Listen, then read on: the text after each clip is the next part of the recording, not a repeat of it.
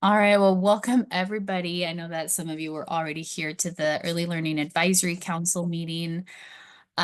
You're gonna see me today because I am facilitating today's meeting. We didn't have co-chair since Enrica and Lois stepped down, but I'm excited to actually share that during the executive portion of today's meeting.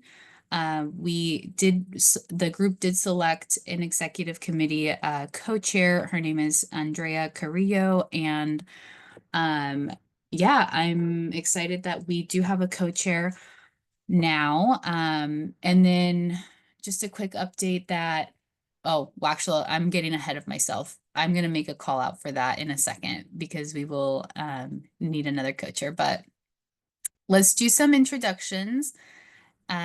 If you can, please share your name in the chat, your role, and a February fun fact. I know we already did this for the executive session, but if you weren't here for that, just share one or two words in the chat that comes to mind when you think of February.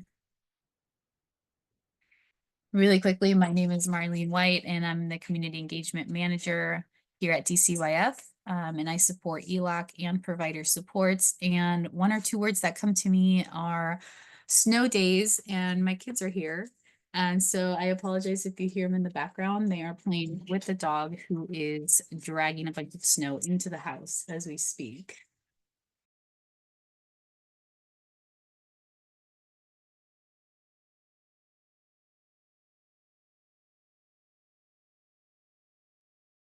And if you want to come off mute and share verbally, you're welcome to do that as well.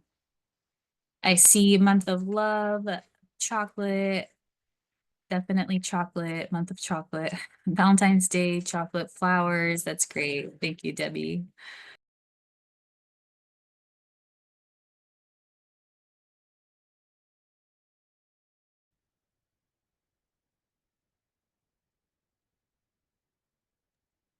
Yeah, there's a lot of February birthdays this month. There was a lot in the executive session too, huh? February birthdays. That's fun.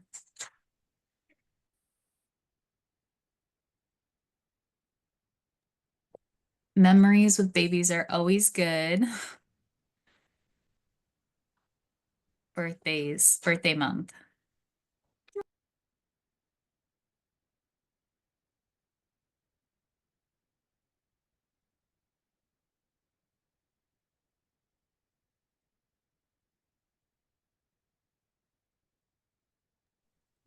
Crazy weather. Yes, it's been a cold soccer season for us.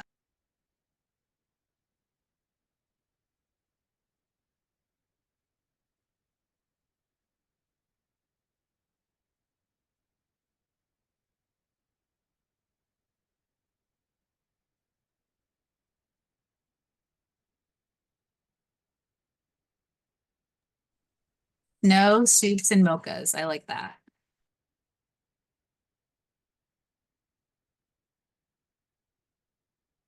Yes, longer days.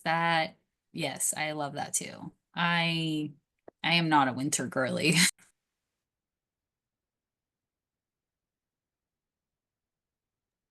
All right, Super Bowl. Who are people rooting for? I have no idea who's even playing. That's like, but I'm just so curious. If you follow the Super Bowl, who are you rooting for?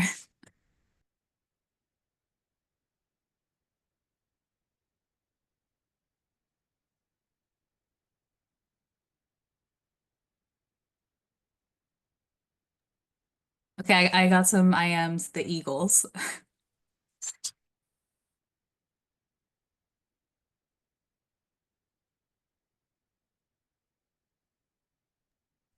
Yeah, all I know is that Taylor Swift is somehow part of all of that because my kids will bring her up. They'll be like, "Oh, Taylor, she's there." I'm like, "What? Who's Taylor?" I'm just joking.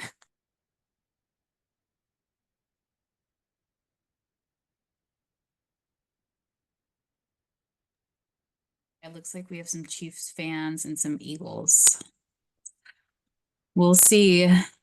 All right, but yeah, go ahead and continue to share your name and your role if you haven't already done so. And this is a quick call out that, like I mentioned just a second ago, during the executive session, the ELAC members did vote in a co-chair, Andrea.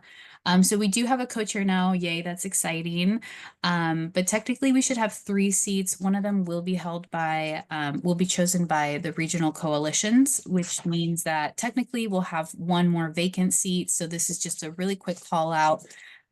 We are recruiting for an executive committee co-chair. So if that interests you, in the next slide, I'm going to go over what it takes to serve.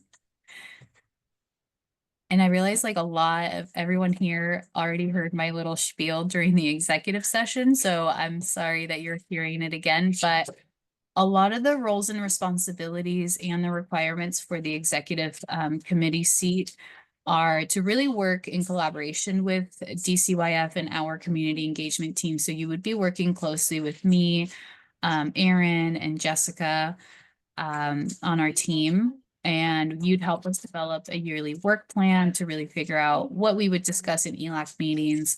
You'd help us create meeting agendas alongside we'd work really close with our DCYF staff to create those agendas. And this is just a quick call out for our DCYF staff. If you're here, I'm going to be emailing you really soon about the work plans. And then you also attend and participate in planning meetings. So you attend these, you're expected to attend our ELAC meetings. And then between every ELAC meeting, which happen every other month, you'd attend 3 planning meetings with us to just really determine that we are on the right track for agenda building and we have the correct presenters and the right topics to bring up at the next ELAC meeting. And you'd really help facilitate these meetings. You typically see Lois or Enrica here facilitating, but now in the future, you'll see the new executive committee co-chairs leading these meetings. But yeah, it's a lot of collaboration with DCYF staff. And if you're interested, the requirements are really that you maintain an active ELAC or regional advisor status and you're part of ELAC for at least 6 months. Any questions? Well, if you have questions, you can hear it directly from the experts, from our former EC chairs or executive chairs. Lois and Enrica provided some remarks on what it takes to serve, some of the time commitments that they provided during their tenure here. So you can go to this YouTube video that Jessica just plopped in the chat if you're curious and go to that specific time marker to learn more. The other resource is our ELAC charter, where we have the roles, responsibilities, and requirements listed out on there as well on page 7.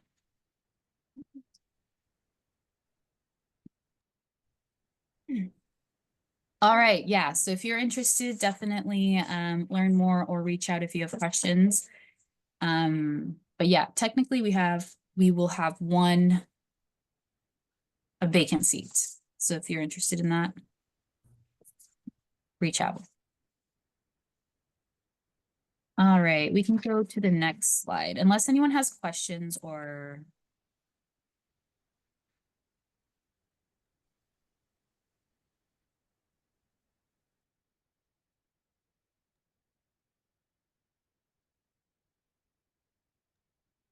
Oh, I just learned we don't have a slide for the next portion. So this portion is where we review a lot of the materials that were sent prior. So we're going to be reviewing the August meeting minutes. Oh, no, sorry, I got that wrong. We're going to be reviewing the December 3rd meeting minutes. That was our ELAC and provider supports joint meeting. We're going to be reviewing the feedback loop, the state agency partner and regional coalition updates, so just updates that are happening. And then we also recently, actually just yesterday, sent out a enrollment and prospective-based pay feedback and responses document. Thank you to the early learning division. They compiled these, and this topic was presented at the ELAC meeting in October. So yeah, we don't have a co-chair. Typically the co-chair goes through these, but let's review the minutes first. Jessica just put them in the chat. You'll see it in the chat. You should see the link right there. This is from the December 3rd ELAC and provider supports joint meeting. So give you a couple minutes to review them, and I believe the team has to see if there's anything missing, or if we can move forward to the next document.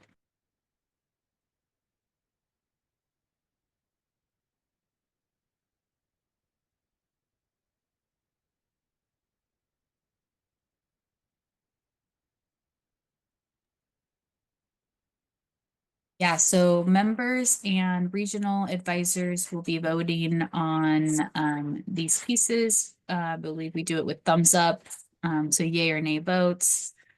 So please review. I'll give you a couple minutes to review the meeting minutes from the December 3rd. And then we'll hold a vote in like a couple minutes.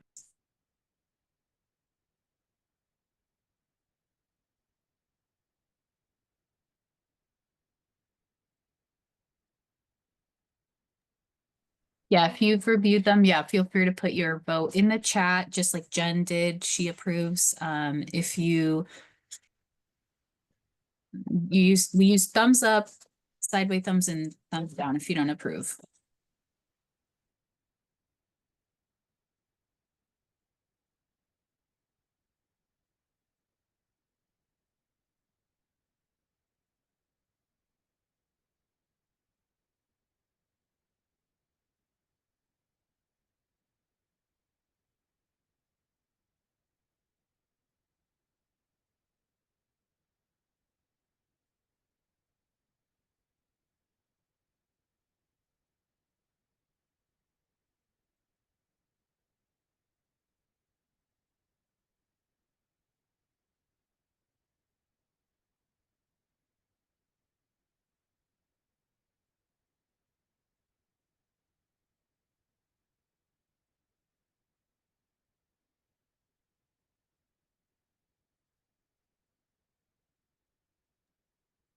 All right, yeah, I'm just trying to see if we have enough votes to move forward. And I think we do have more than half of the members who have approved the minutes, so we'll approve them and move forward to the next piece. Is it the feedback loop? Wait. Feedback loop. Yes. Okay, feedback loop is in the chat. This is the feedback loop from, again, just a reminder, the provider supports and ELAC joint meeting that happened December 3rd. So there was some questions to the leadership panel. And then others around the preschool development grant. Yeah, so I'll give you a couple minutes to review, and once you review, we'll do the same thing, put your vote in the chat, members.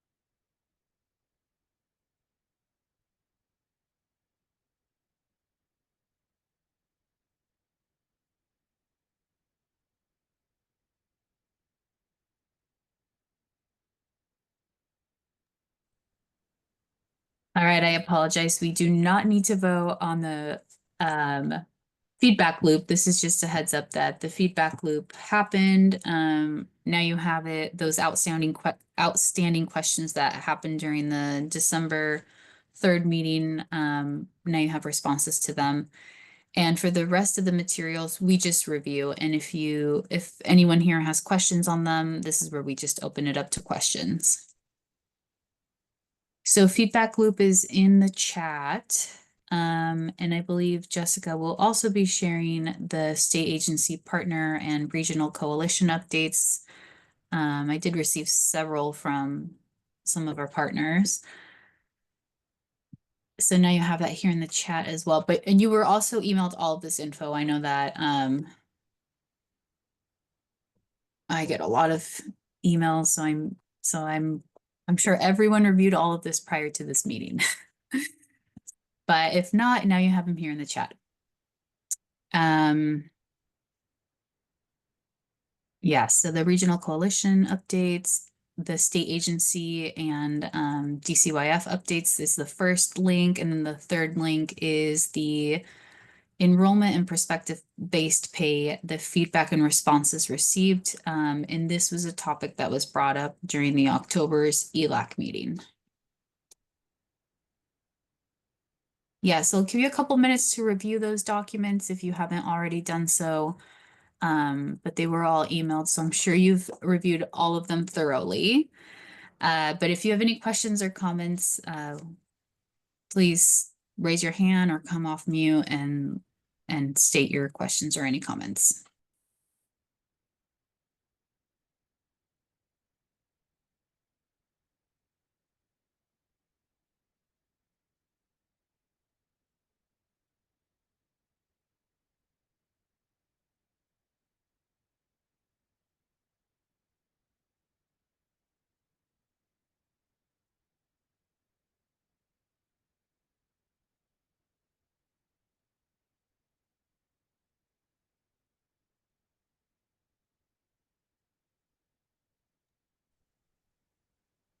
Thank you, Enrica. I do see your question in the chat, and I'm just going to state it. We do have our early learning staff here. So Enrica's question is, I know that childcare complex needs funds can be used to add staff or increase staff hours. Do the staff supported by these funds receive any training? If so, where and how are they receiving this support?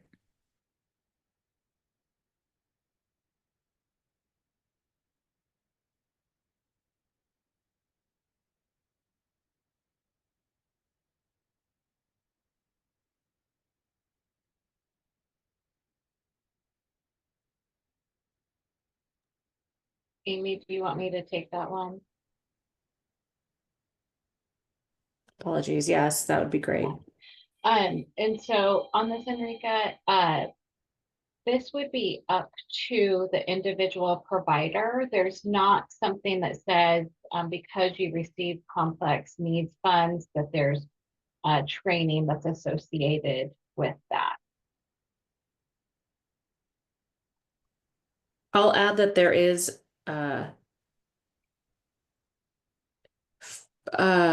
training offered at no cost to any child care provider, not just those who receive complex needs funding awards, and that's offered by the University of Washington Herring Center. And it looks like Katie actually just added that to the chat as well, which is great because I think we try to promote them as we can in the early care and education newsletter. And we can always provide the links as she did as well for the flyers. But there is some training, but not specific to awardees.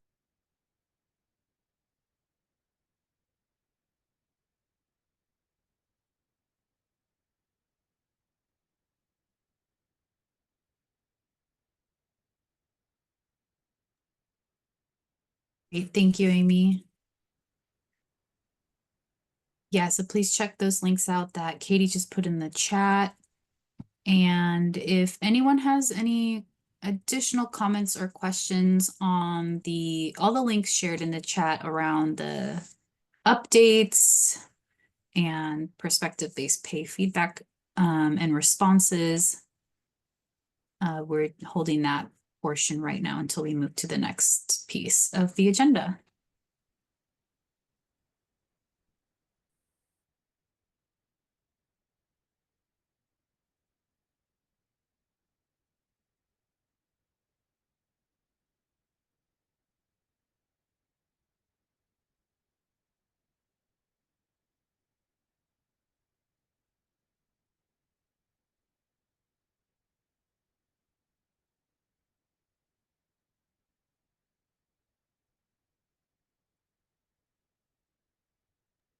And I'm just going to read, there's a question in the chat from Laura. Could Washington Child Care Center Association have the authority to appoint a seat like the coalition?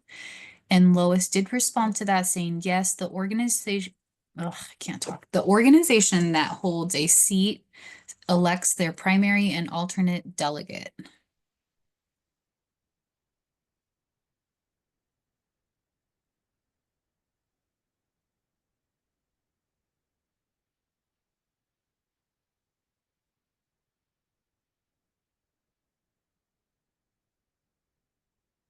And thank you, Katie. She just shared a link to the UW. Is it Haring or is it Hearing? Haring Center? It's Herring Center, but it's yeah, it's like if you don't know, you don't know, but it's Herring Center. Hearing Center. Okay.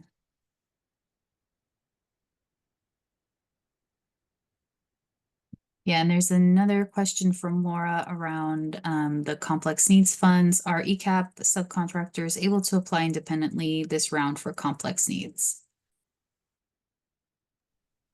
Amy, I think you're muted. Yep, and thanks for the catch. I just said thanks for the question, Laura. If you are licensed ECAP, and which means you are also subcontracting, yes, you can apply as a licensed childcare for the complex needs, and you likely will still be involved in serving ECAP children using ECAP complex needs. So the answer is yes. I think that we remedied that this year after receiving some feedback in the past years on the way that we did that.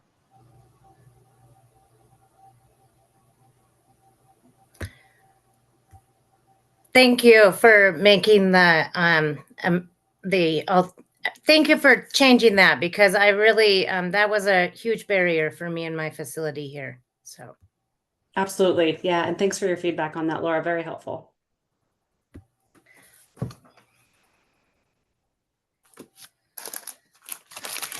And only because I see more questions coming in, I'm going to keep going. So if you are certified for payment only, tribal providers, yes, there's been no change to that eligibility.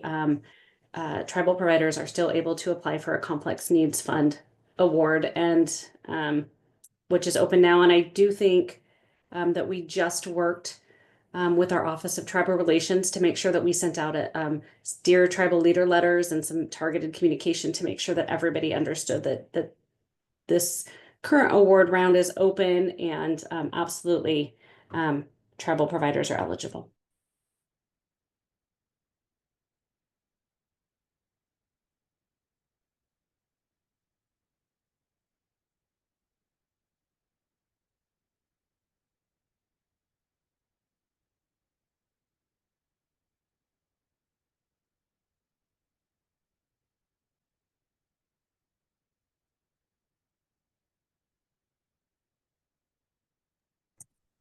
And I do want to acknowledge the question from Brian around families impacted during transition between providers, and is there anything being done around this? Are there services around mental health or otherwise, or resources that help aid with transitions like these?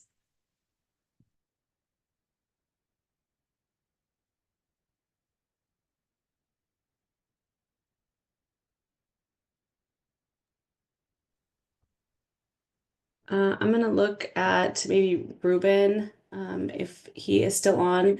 We're looking at the question that Brian submitted about families and impacts on children during transition between providers. And I think Nicole's on as well.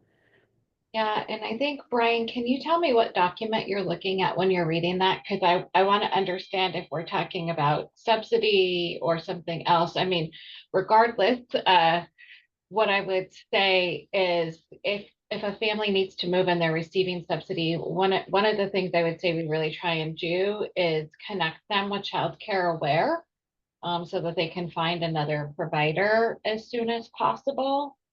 But yeah, if you want to tell me where you're looking. Oh, you're looking. Okay, that's what I wondered. If you're looking at the perspective-based payment feedback document. Okay, great. Thank you. Let me just get myself oriented here. there isn't necessarily anything on the agency side that we offer related to mental health or some of those pieces. I think what we really try to do is make sure there's a warm handoff as possible to them finding another provider.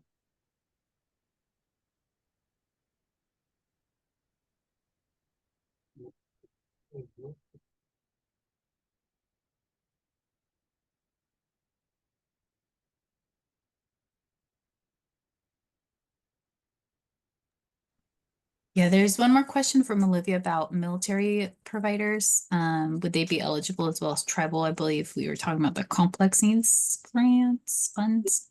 Licensed or certified providers are eligible for the Complex Needs Fund Award. If you are certified for payment only or certified, then yes.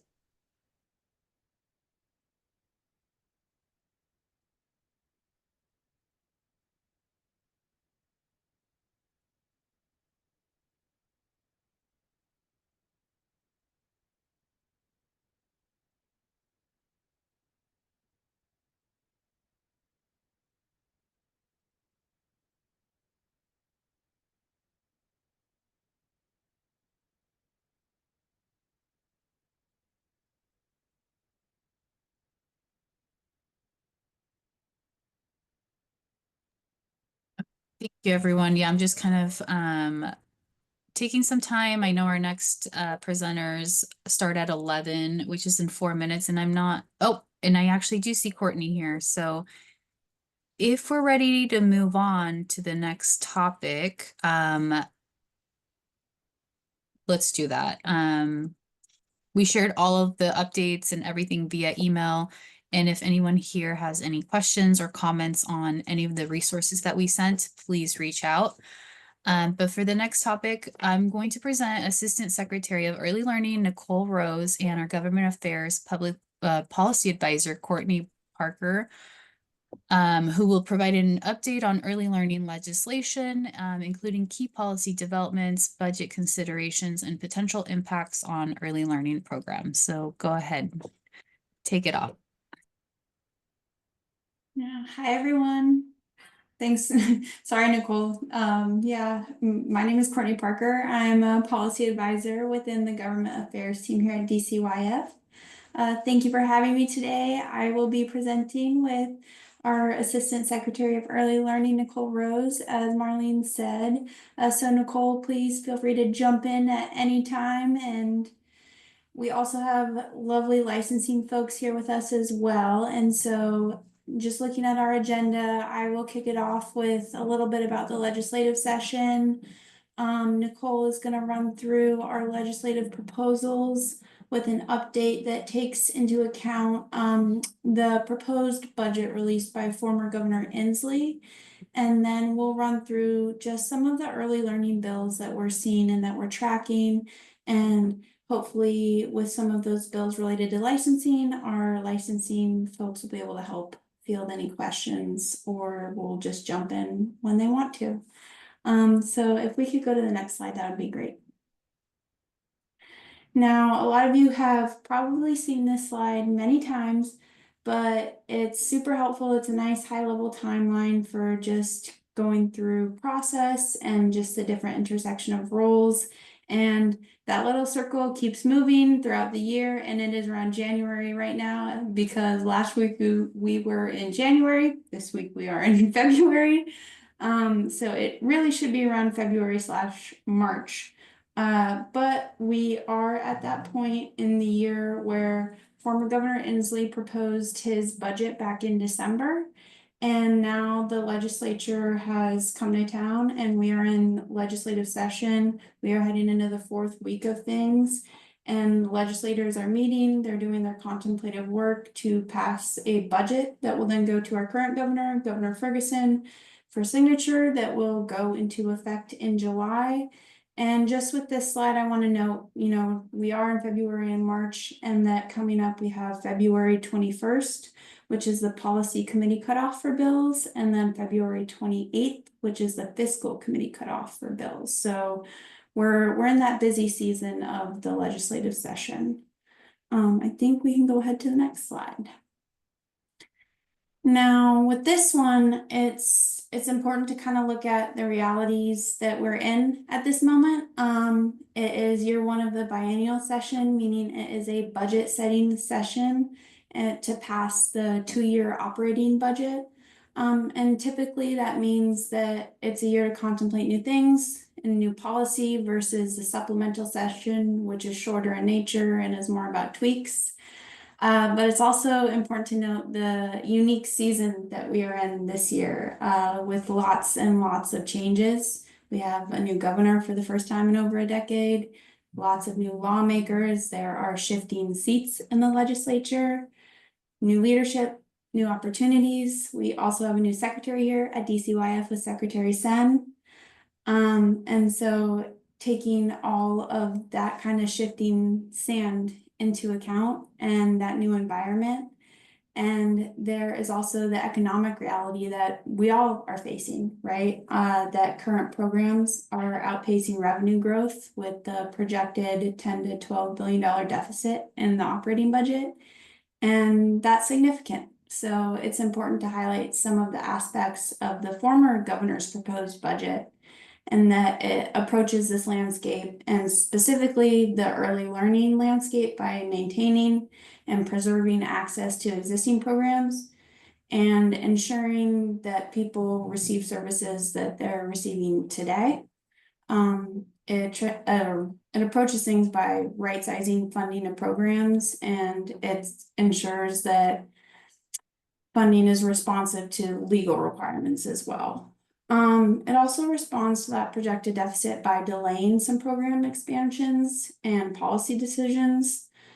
And with that overall goal that if we're having to take reductions, that the reductions are as least harmful as possible to the people that we serve. So it's a complex reality that we're all facing, and I think we're familiar with. And I think we can go to the next slide. And this is one that I think people have probably seen various times as well, but really focusing in on that fourth priority that guides DCYF's work, that legally required early learning expansion bucket. I just want to note that in light of the budget reality, and particularly as Nicole's going over what was covered in the former governor's budget, that it's really a lot of overall positive outcomes for DCYF, and that we may feel not all of our asks or expectations were met, but overall it was positive, and that there's space for that dynamic tension of acknowledging those positive outcomes and acknowledging that it's okay that not everything was met, and that we can hold both those realities at the same time. Yeah, I think we're ready to kind of move on to the next piece, which is the decision packages. So I'll let Nicole take it away. Yeah, thanks, Courtney. And as she said, we're navigating a complex budget reality, and you see some of that reflected here in what were put forward in some of the proposals. And so, as you all know, increasing Working Connections eligibility to 75% of the state median income was in the Fair Start for Kids Act. And what we saw is that this was partially funded in the Governor Inslee's proposed budget, really putting a delay on implementation of that eligibility increase out to, I believe, 2030. And then what it did include was some funding for outreach, resource, and referral to inform families who are eligible. And then really part of why we were looking at that was as the income eligibility expands, we want to let more folks know about the opportunities as it relates to Working Connections childcare. So in the proposed budget, this is still on the books, but it was pushed out a few years as we look at that budget deficit that we have. So we're getting there, just a little bit later than we had anticipated. So if we want to go to the next slide. One of the things that we did see is that really an acknowledgement of the importance of the child care subsidy base rates. And so we saw that the request to move the base rates to the 85th percentile of the 2024 market rate survey was fully funded. You see it talking about centers up top there because the pieces for licensed family homes were bargained through the collective bargaining agreement, and that ask comes through a separate decision package. And so we were pleased to see that the increase in subsidy rates was here. We really believe that is foundational to continuing to stabilize the field. And we acknowledge that increasing subsidy rates and increasing family eligibility are a way to continue to increase access across the system. So as I said, in former Governor Inslee's proposed budget, you saw that this was fully funded. We want to go to the next slide.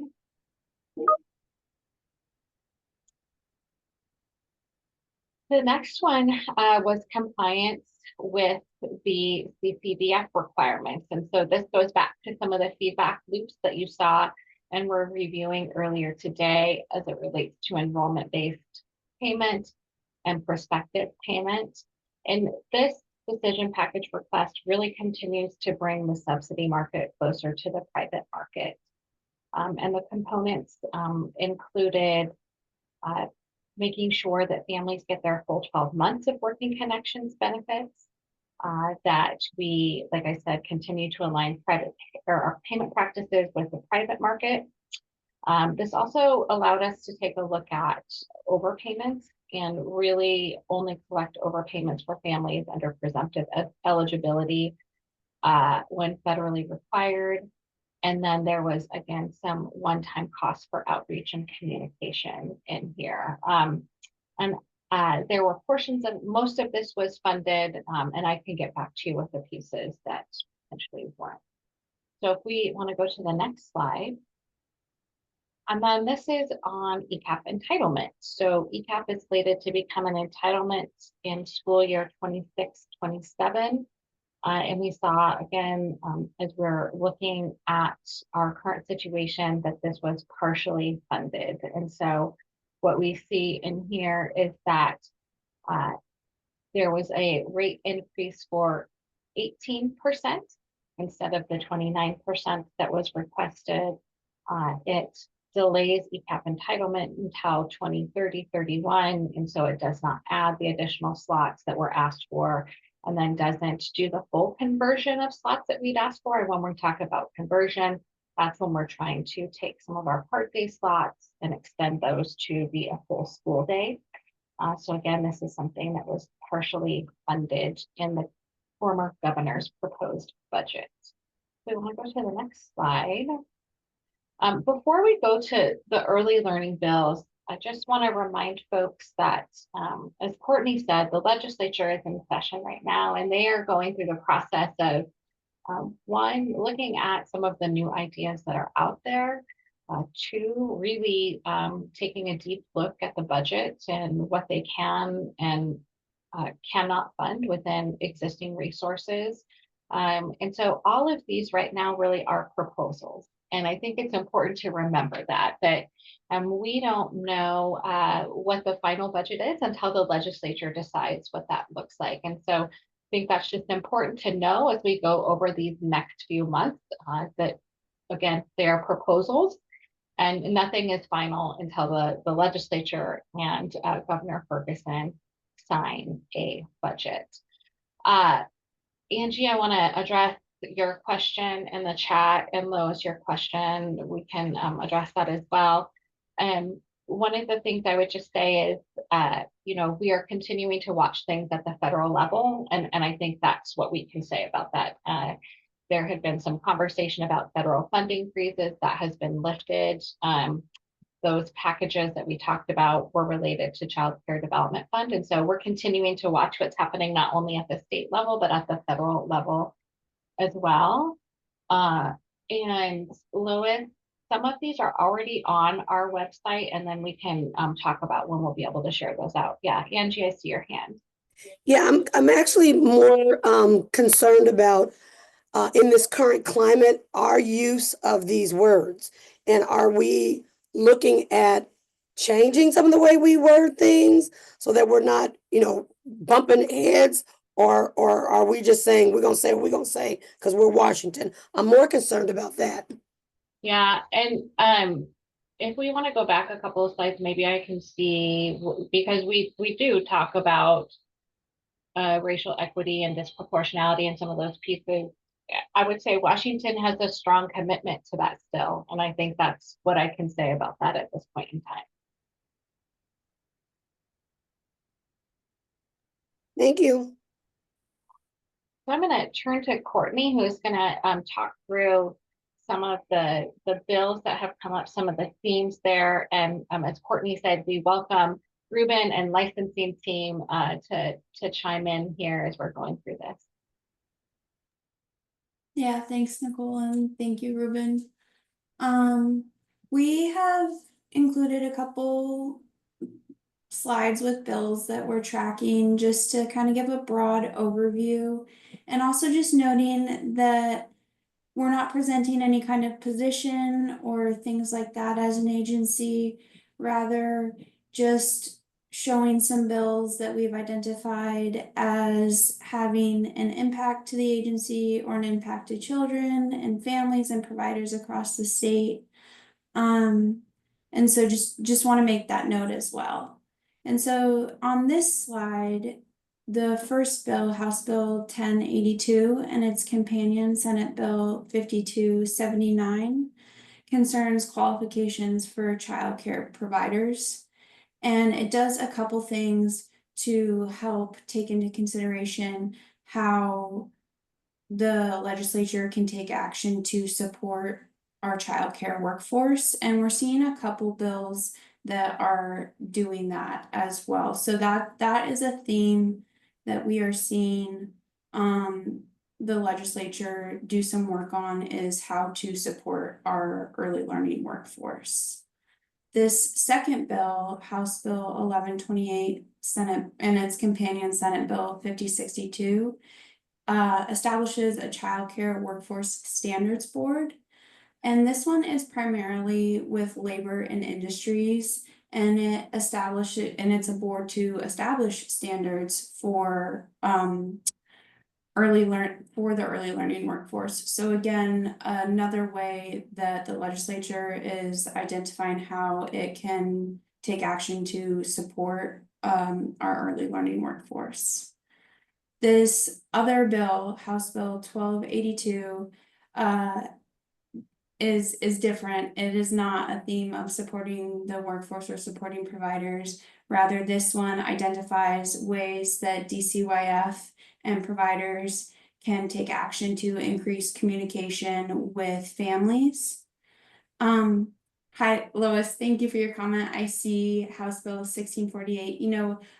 We organized these slides in order of the way that the bills were introduced. So House Bill 1648 is actually on a later slide. There are lots of different ways that I think these probably could have been organized, but it was actually me that organized them, Lois, and I went with order that they were introduced. So thank you for flagging that.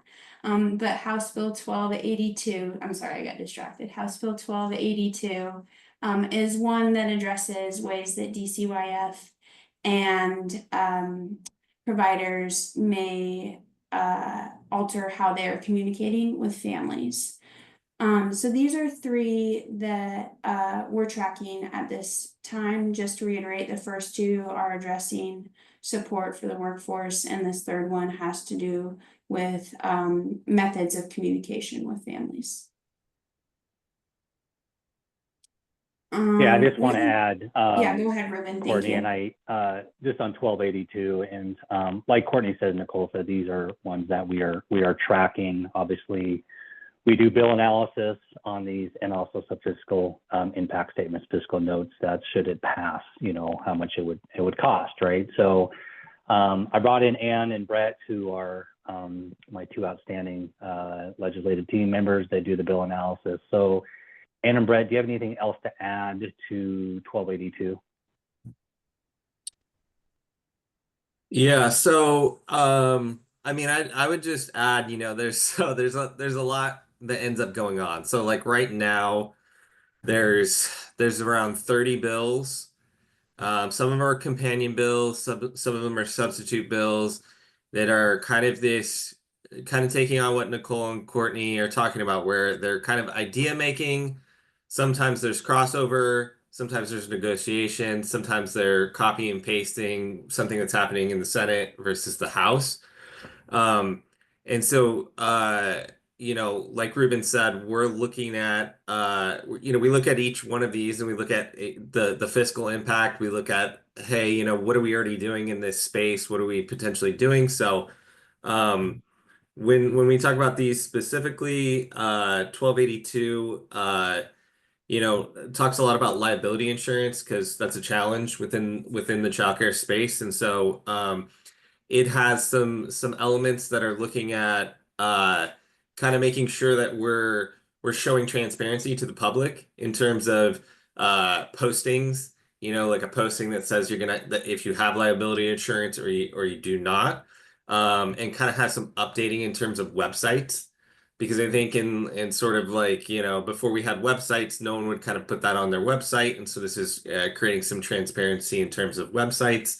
But I think it's also asking to take a look at some of the ways in which liability insurance is covering childcares and working with insurance companies. So there's a little bit of work to do to kind of clarify how we would work with the insurance agency, because we don't necessarily have control over how they operate. So there's some interesting things in terms of that and the feasibility there. I don't think it's listed up here, but there's another bill that is for getting rid of licensing fees. And Yeah, that was she'll get something. Brett. That's on future slides. Okay. Yeah, for sure. We'll talk about it. Yeah.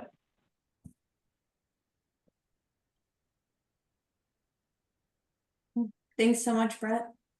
And Yeah. thank you, Ruben. I think Brett just gave a really good example of one thing that the agency does is provide technical feedback about the impact to providers and children and families and what is feasible. So what the agency currently does, what it can do, and maybe what it cannot do. But Angelia, I see your hand up as well. Yes, I just wanted to say on 1128, I'm curious if L&I wants to make sure that all the employees understand their rights and responsibility. It seems to me a more effective way to do this is to have a module, I said model, but a module within our 30-hour basic where you can train on what your rights and responsibilities are in a childcare setting versus us taking Safe Sleep every year and it never changes. It would be more beneficial to have something that people could click on and learn about. Here's your rights and responsibilities, and you're in merit. You've learned it. Now it's in your merit. It can show that L&I told you what your rights and responsibilities are. It's in merit. It's tracked. I think this is an overreach to have another board to tell us what our rights and responsibilities are. And I think taking Safe Sleep over and over every year being mandated and it never changes is ridiculous. This would be better. If people need to know what their rights and responsibilities are, that does make sense. But that should be something that is developed and that they could click on it, learn it. It's in merit. You prove that they know it and keep it pushing. I don't know what we need a board to establish minimum child care standards. I don't get it. But that's just my thoughts. Thanks.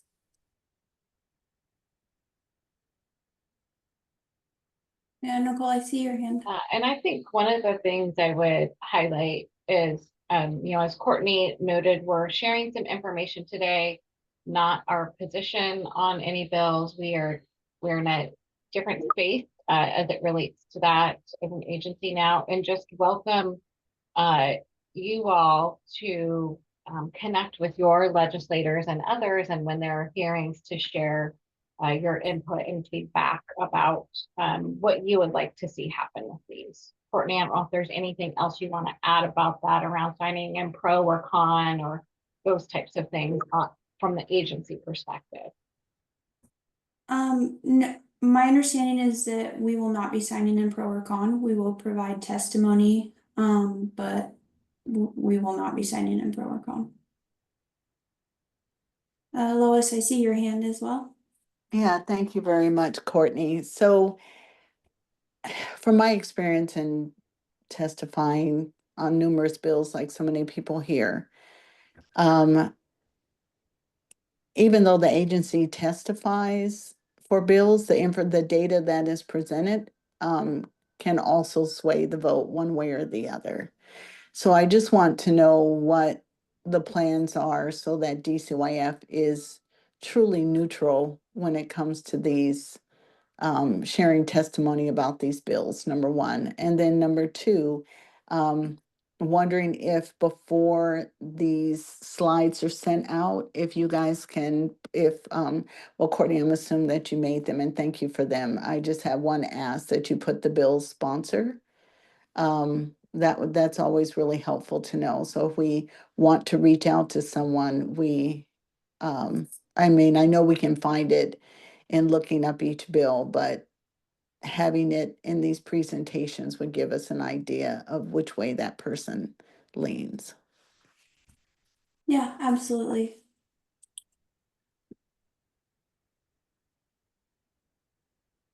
Thank you, Lois.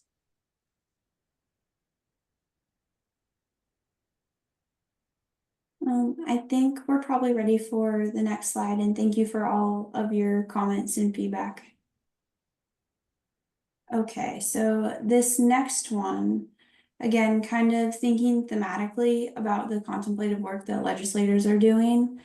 These bills are all different ways that we're seeing the legislature work on provider support. So looking at House Bill 1314 and its companion Senate Bill 5297, the Early Learning Facilities Grant and Loan Program, this bill makes some tweaks to that program, as far as developing some kind of emergency fund for when something catastrophic may happen. It clarifies ECAP conversion, makes tribal compact schools eligible for ELF public school district program. But this one is through the Department of Commerce. It impacts childcare providers though, and it is in that thematic bucket of provider support through facility development and improvement. Nicole, Ruben, do you want to add anything, or do anyone from your team want to add anything to that one? Okay. The next bill, House Bill 1350 and Senate Bill 5500. And that one just feels kind of funny to say, the modernizing reimbursement rates for the Working Connections Child Care Program. This one is looking at provider support through transitioning reimbursement rates to reflect the cost of quality care. So sets the floor of Working Connections subsidy base rates at the 85th percentile of the most recent market rate survey. And there was actually a public hearing this morning for Senate Bill 5500. I tried to listen in on it. Unfortunately, the live feed kept cutting out.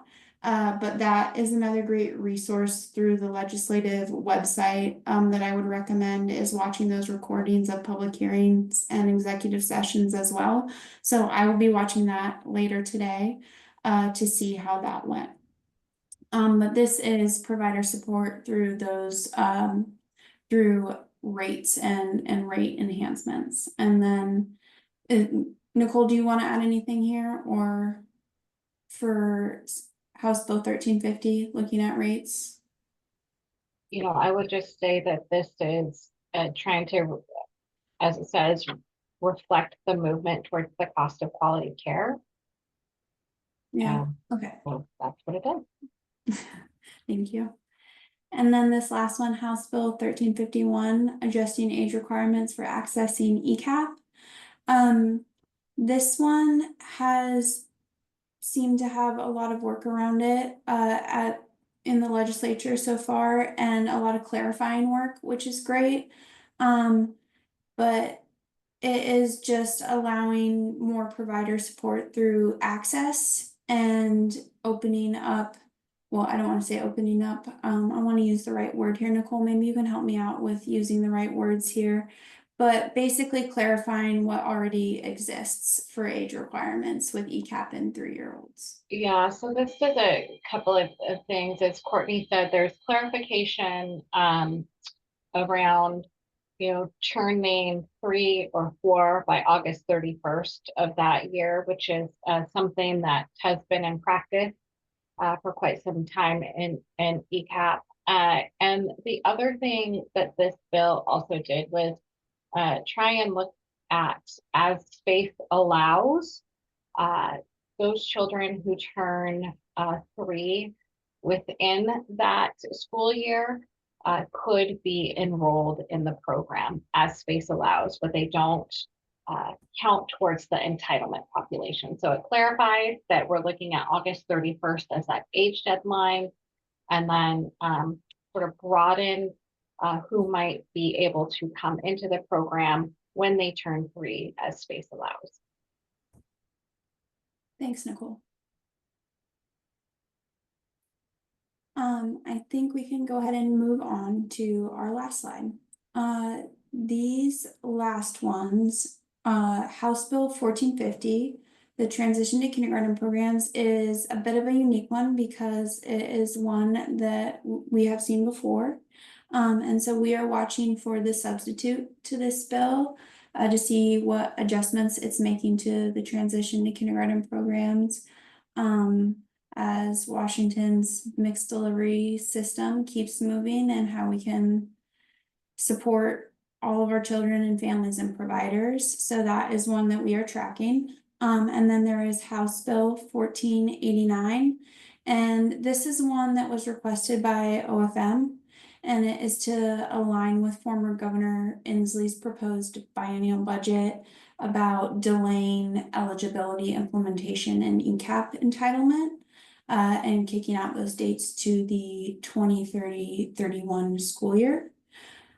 And so we're tracking that as well. And so thematically, that's helping to stabilize our system. Yeah, I think that's all I have to say about that one. Nicole, do you want to say anything about 1489? Okay. And then we have House Bill 1648.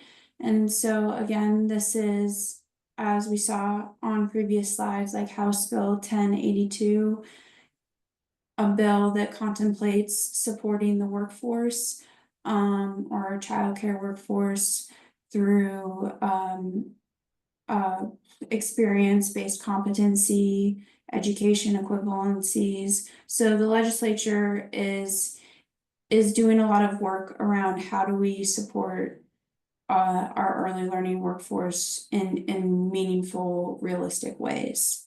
And then this last one that Brett and Ruben had referenced earlier, Senate Bill 5130, eliminating childcare licensing fees for providers. So this is one that is looking at eliminating those fees. So taking into consideration ways of increasing access through removing obstacles or barriers, those financial barriers.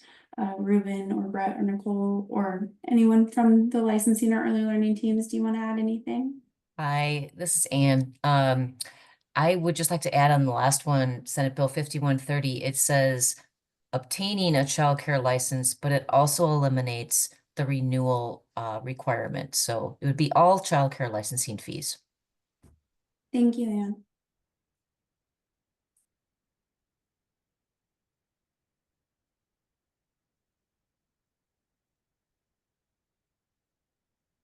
Lois, I'm reading your comment right now. Would you like to voice that comment out loud or have me read it?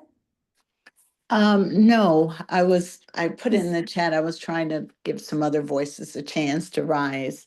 But my question was just, usually when there isn't a companion bill in the Senate or the House, usually those bills don't make it through. So I know that in talking to legislators, especially ahead of the committee, you might have an idea, it might be a little early, it may not be. But based on conversations, are there any of these bills that you feel are not going to move forward? And if you don't know yet, when will you know? And can you share that information with the ELAC?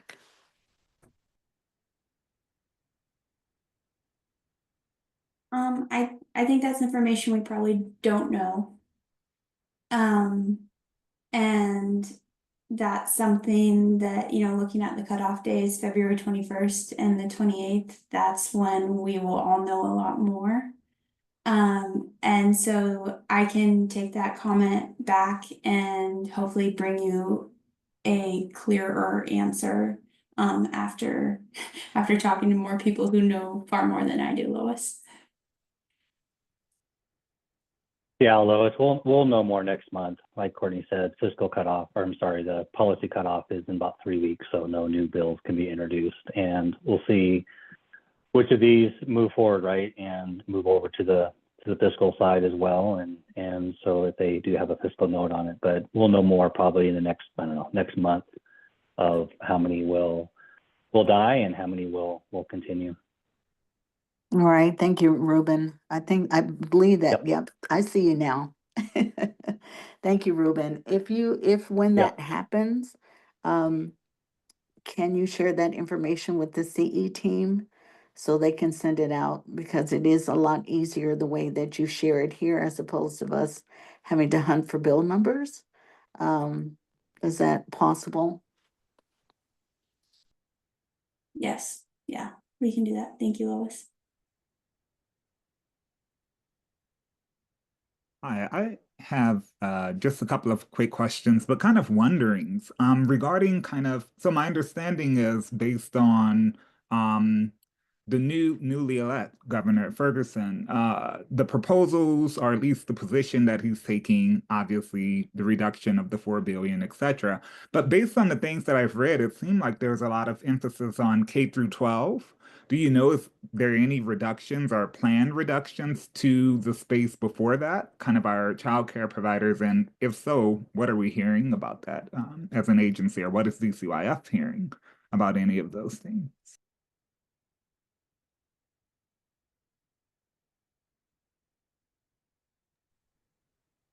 Brian, are you referring to Governor Ferguson's 6%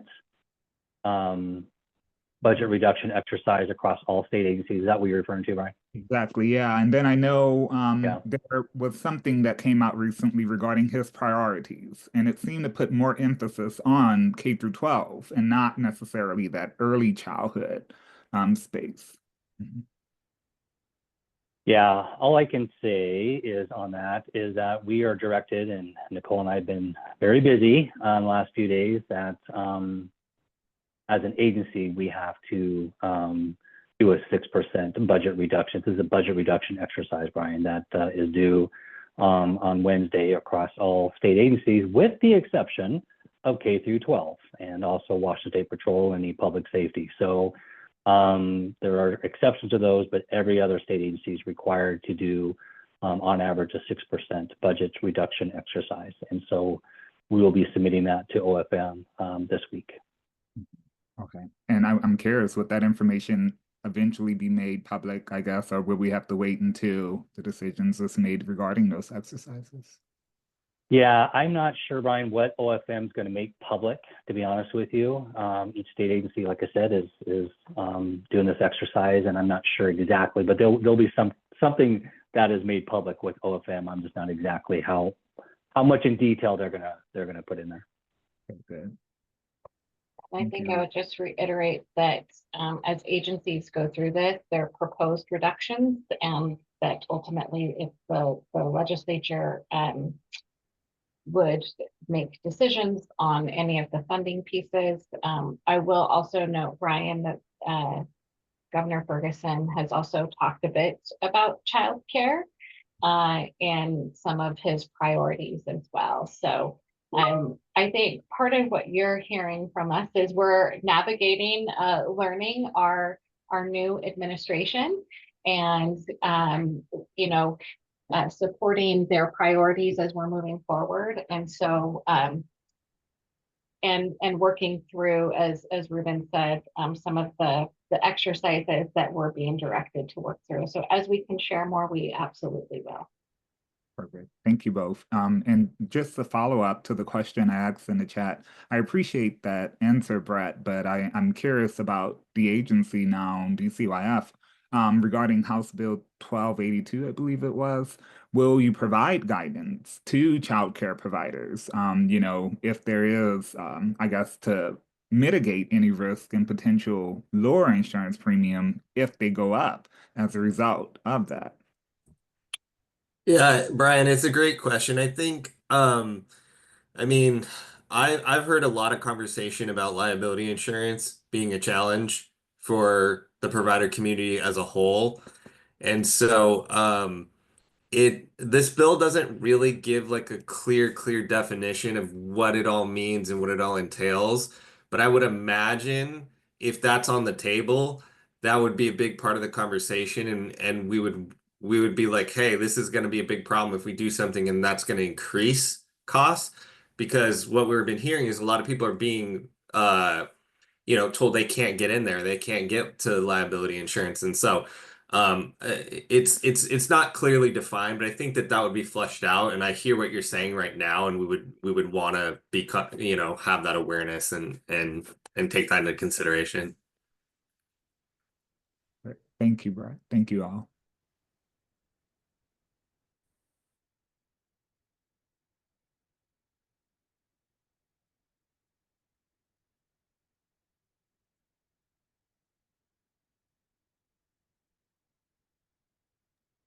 Yeah, Laura, I see your hand up. I just have a question for the department. I'm wondering, the Washington Child Care Center Association met with the Office of Insurance Commissioner's Office to try to figure out what we can do about the insurance crisis that we are facing. And one of the things is that they said is that our licensing history inspection reports, sometimes they only post the negative things that we're doing, right? And they don't really paint a picture of, like me, that I've been in business 25 years and I've been keeping kids safe for 25 years. So is there any way, is the department willing to work with us to try to figure out how we can put some positives on there instead of only listing things that we've been cited for? Because that would Laura, help risk and make us Yeah. look less risky as an industry. Yeah, I've definitely heard that before, Laura, and as you know, we have someone from our legal office, Emily, who is now the point of contact with liability insurance, and have been to a lot of meetings. She went to the WCCA meeting a couple of weeks ago, not only our child care provider community, but also our foster care provider community as well. She has taken on information, and then we'll come up with some possible solutions. Also, the plan is to meet with our new insurance commissioner as well. We are very aware that this is an issue across all the providers that care for children across the state of Washington. So I have heard that before, Laura. As you know, with Child Care Check, there are some federal guidelines and federal rules that we have to make sure that we adhere to. But whatever we can do to advocate for you guys and what this would look like. I mean, you've heard me say this before. I wish insurance agents didn't even look at that, because that's not what the purpose of that is for.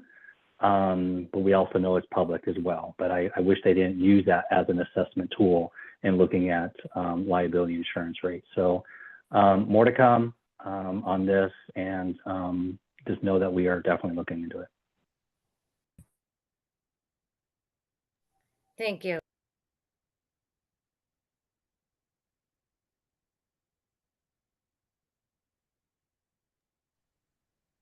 All right, so I think that's the last.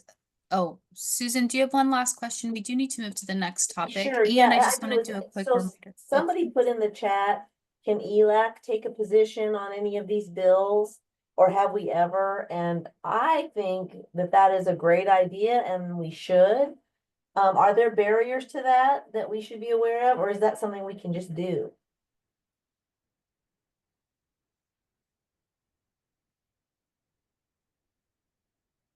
So like, could we say sign in pro for, let's say 1082, but con for 5062 as ELAC? Or provide testimony as ELAC?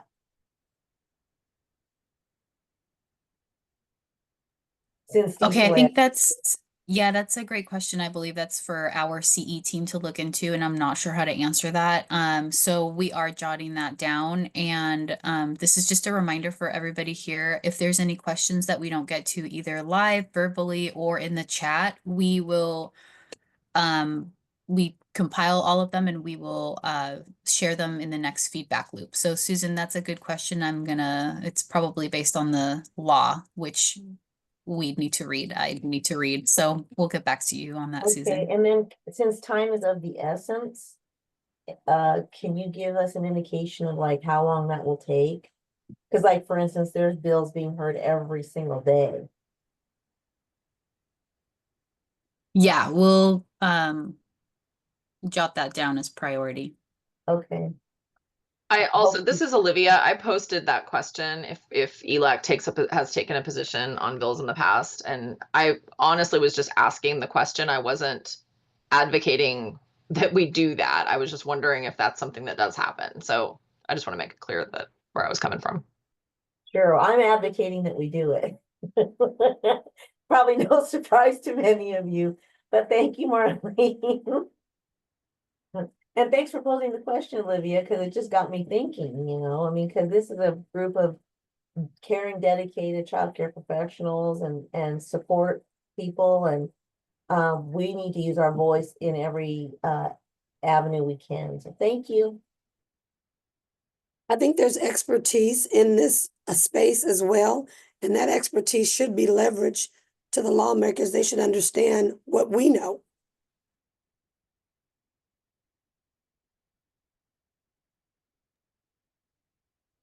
Yes, thank you. We will follow up with that for sure. So yeah, we're at time. So we're gonna, I want to thank Nicole and Courtney for providing the legislative update, and everybody else who jumped in and provided additional context on the rest of the legislative areas. But I'm gonna move it on to our licensing team. They have some updates they want to make around the forums, which are now renamed the Childcare Conversations. So I'm going to pass it over to Assistant Secretary of Licensing, Ruben Reeves. Thanks, Marlene. And I'm just going to do you guys have heard me say this before, but as we're wrapped up the 2024 Childcare Forum meetings, we had about 8 or 9 in-person meetings and a virtual one in December.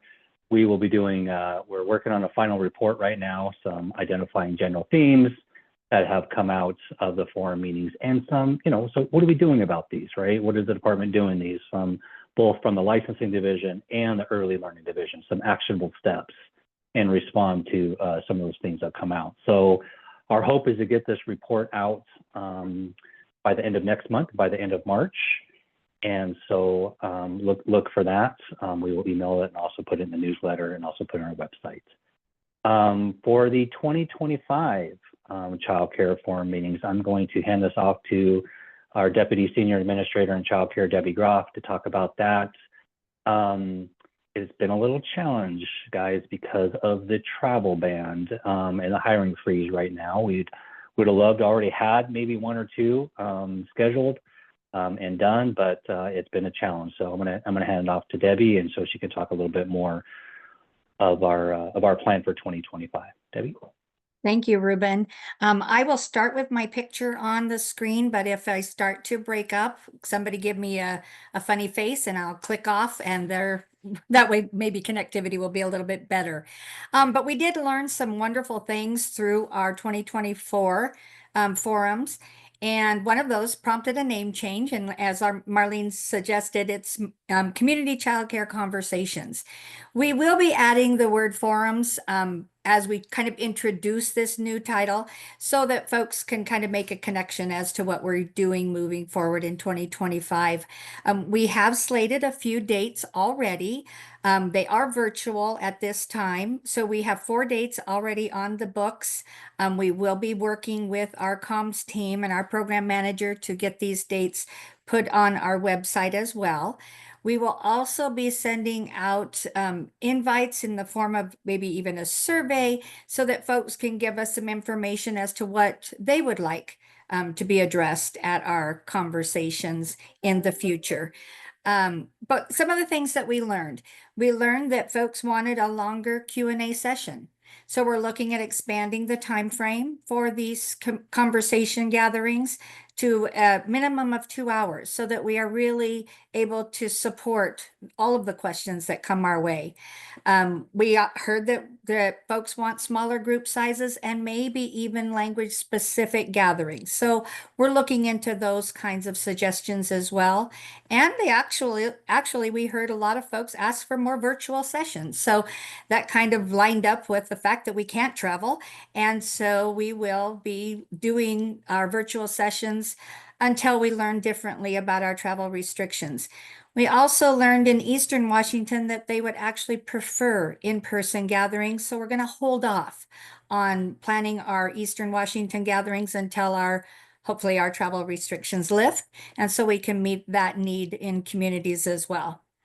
We will continue to partner with our early learning folks because they were part of our forums, stood side by side with childcare licensing, and the information that providers had or requested even moving forward involves a lot of our early learning folks. So we will continue to collaborate with them, invite them to forums as subject matter experts, and so that we can meet the needs of all the providers moving forward.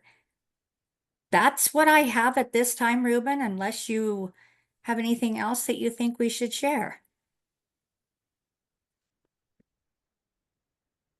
That's about it. Does anyone have any questions?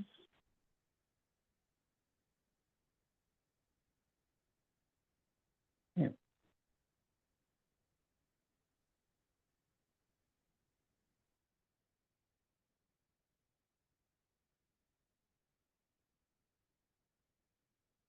All right, Lois, I see your hand. Thank you, Ruben. And this is an Aaron, I don't even know if you can answer, but the question that was posed about if ELAC can take a position on bills. I know that's something that hasn't been done in the past, but I don't believe there's anything in the charter that says that the group cannot. Oh yes, that's right, Marlene. I forgot Aaron is down south enjoying some sunshine. But for those who have been on for a bit, and maybe Enrica, you can help me with this and the rest of the folk. But I don't believe there's anything in the charter that would stop ELAC from taking a position on various bills and then submitting that as testimony or to have the ELAC chair be able to advocate for it. If I'm wrong on that as an advisory body, maybe someone, Nicole, if you're still here, can address that, but I don't think we have anything in the charter that says it can't be done. Yeah, and Lois, thank you for saying that. And I know Marlene was going to check, and I think, and this is a place where I'm not quite sure the answer either, but I think what's happening here is we actually need to go back to the law on advisory bodies and state advisory bodies and what it is advisory bodies can and can't do per the RCW. And so that's what we need to double check here. So that would supersede anything that was in the charter. Right. So yeah, that would be good because I don't have an answer for that, Nicole, and if you and Ruben don't either, that's saying a lot. And Enrica, I believe she's here, but yeah, I think it'd be good to be able to go and see. Yes, Lois, I'm here, and I agree with you, and I also agree with Nicole. I think this is need to go back and take a real close look at it. With our charter, I don't think there's anything that prevents us from taking a position. We would need to take a vote, as a body. But that's the only thing I can think of as it relates to the charter language. But again, I think Nicole raises a really good point that this is much bigger than just looking at looking at the working charter. Yeah, Lois and Rick, I'm just curious. In previous legislative sessions, where ELAC members, I assume that there's a few that will follow bills and then ask to testify on some of those if there's a hearing, right?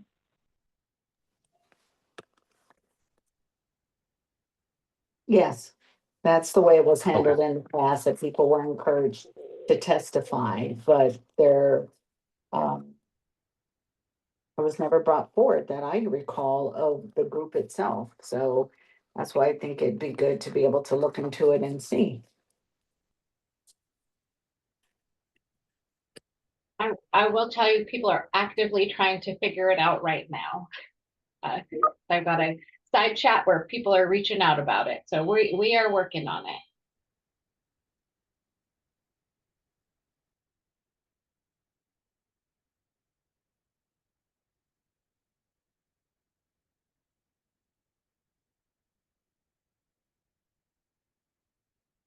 All right, does anyone have any additional questions or comments for the licensing division around the childcare conversations?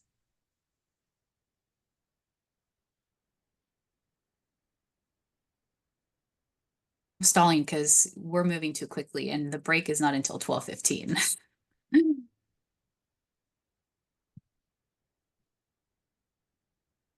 All right, well, if there's no more questions, or if there is, feel free to put them in the chat. Like I said, we'll capture them and we will utilize the feedback loop document to answer any unanswered questions that may arise. So yeah, let's take a 15-minute break. And we'll check with our internal presenters to see if they're ready to present early for the next section, which is the early care and education.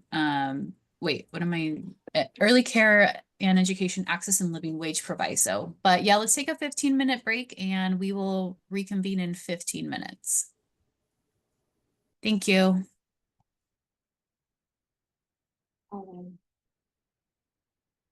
Marlene, Jason, and Diana are here. Great. We'll come back in 15 minutes from now, whatever that time that is. Don't make me do some math. And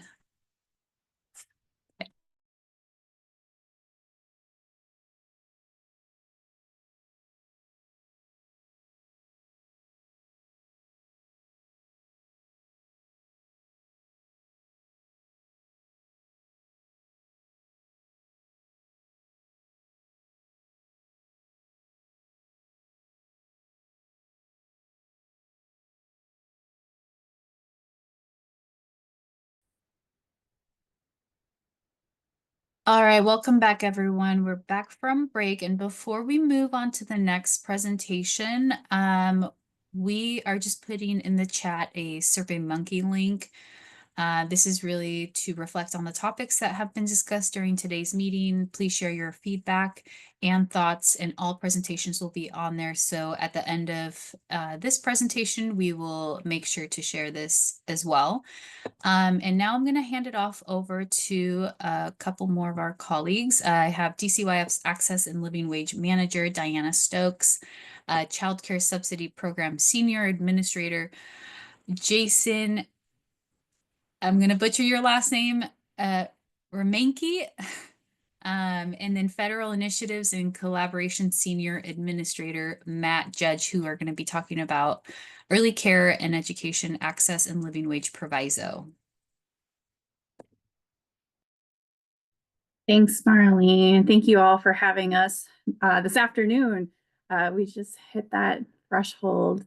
We're excited to be joining you all to share an update about the early care and education access and living wage proviso, specifically on the recently published status update, and also to gather insight as we refine our recommendations for the implementation plan. As Marlene mentioned, my name is Diana Stokes, and I just want to allow Jason and Matt, if you guys want to say a quick hello before we jump on in.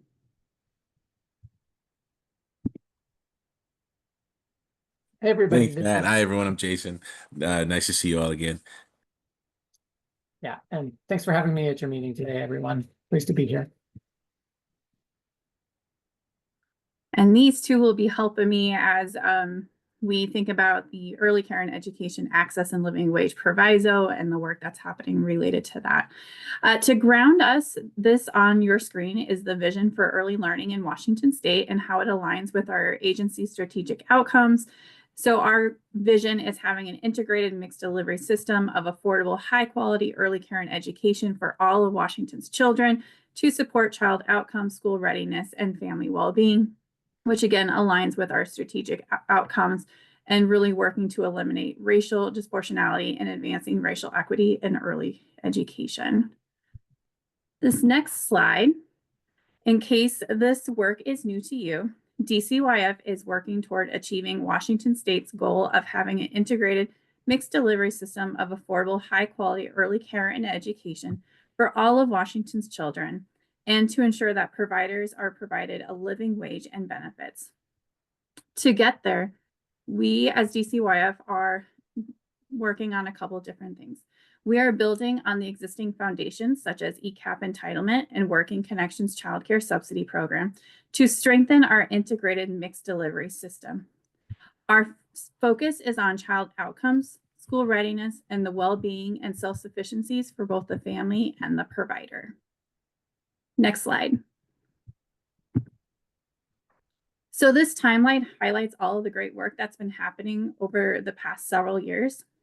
The red arrow towards the right is indicating where we are at today.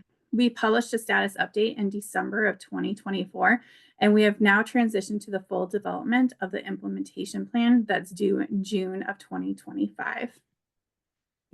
Next slide.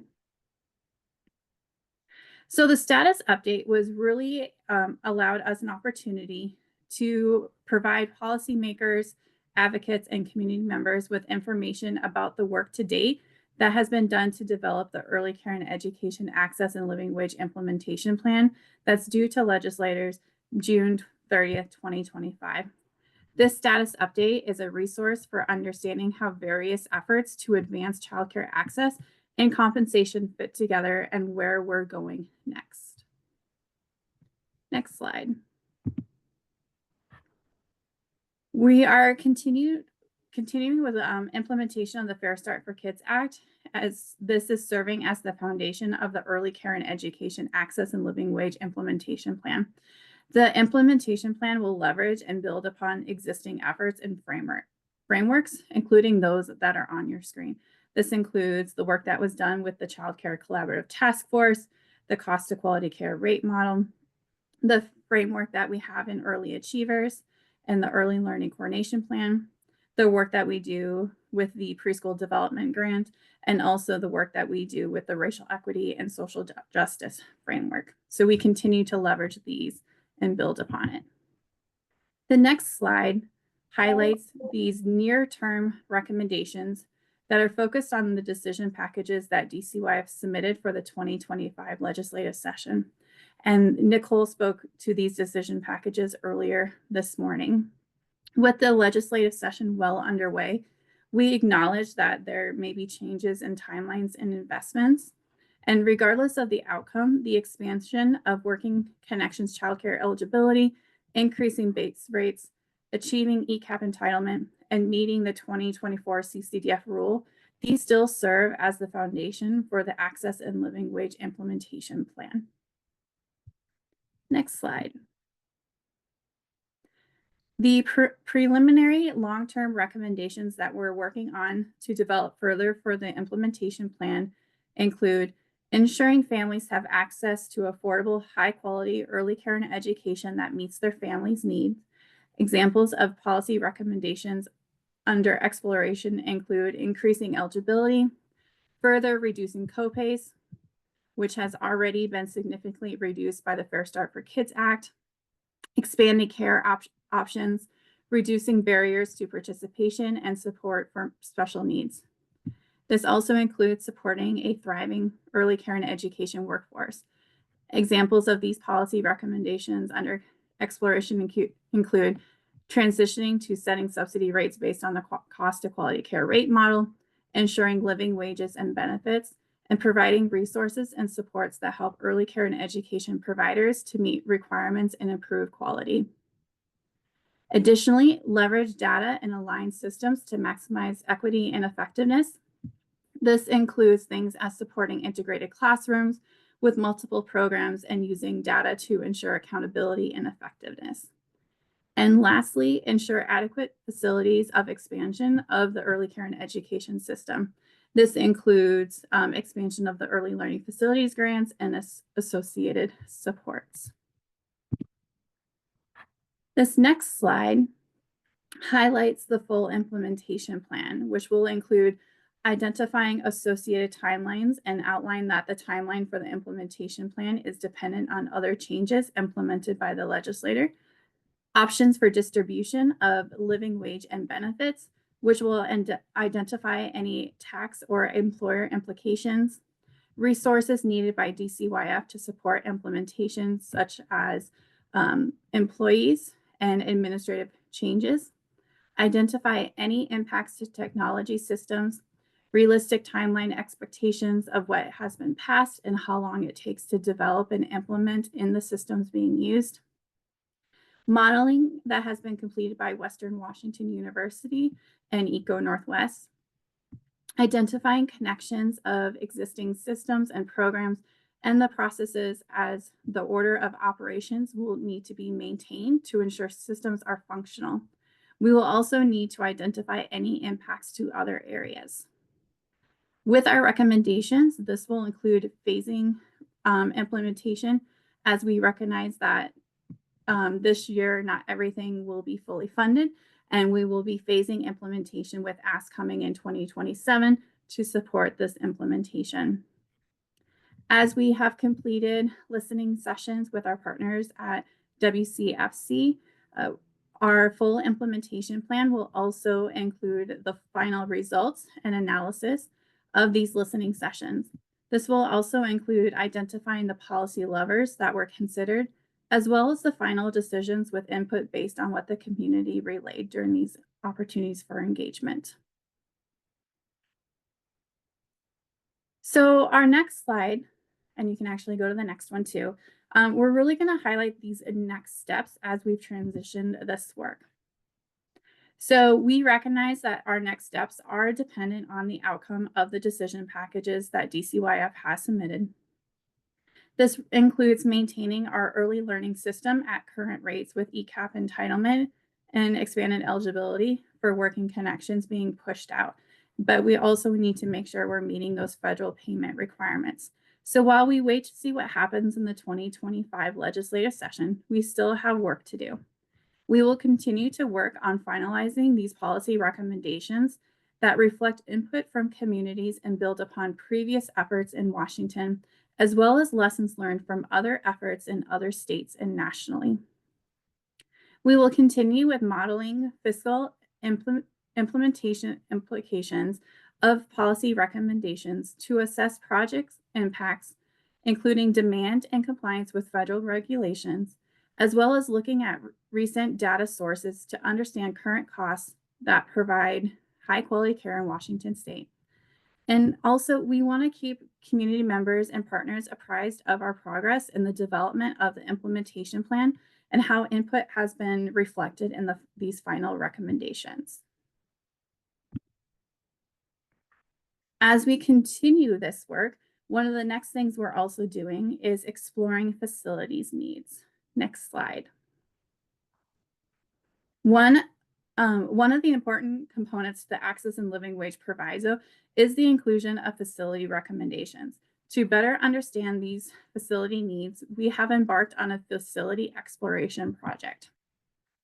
The primary objective of this project is to deliver a report of analysis and recommendations for the development of an actionable implementation plan related to technical assistance, startup costs, and other items identified focused on the early care and education facilities that will help to advance the early care and education access and living wage implementation plan. To accomplish this report is going to factor in many things, such as evaluating existing work that has been done over the years related to early learning facilities and early care access, a literature review that really looks at different approaches from other states and municipalities, including facilities retention and expansion. This also includes looking at the interplay of state, regional, and local zoning and building code regulations to identify any modifications that may be needed to support early learning spaces and incorporate findings from existing efforts done by others. They'll be looking at the feasibility of readiness, pre-construction needs of providers, identifying barriers and existing resources, and really doing a deep dive there. This work is critical in supporting our agency's outcomes. These recommendations will support the Early Care and Education Access and Living Wage Implementation Plan, as having a better understanding of the facility needs will ultimately expand the roadmap for a high-quality early learning system that is accessible, available to all in Washington, which will in turn improve kindergarten readiness. This work is going to be happening over the next year, actually about 18 months. And that is one of the first things that I want to present to this committee is we would like to invite the executive committee to appoint a member of ELAC to participate in a work group that will be supporting us as we do this facilities project. This member will help inform the recommendations for this implementation plan. This group that we'll have is going to be a work group of different members of experts and related to the facility side. So architectures, fire marshals, planners, providers, but we really would love to have a member of ELAC join us.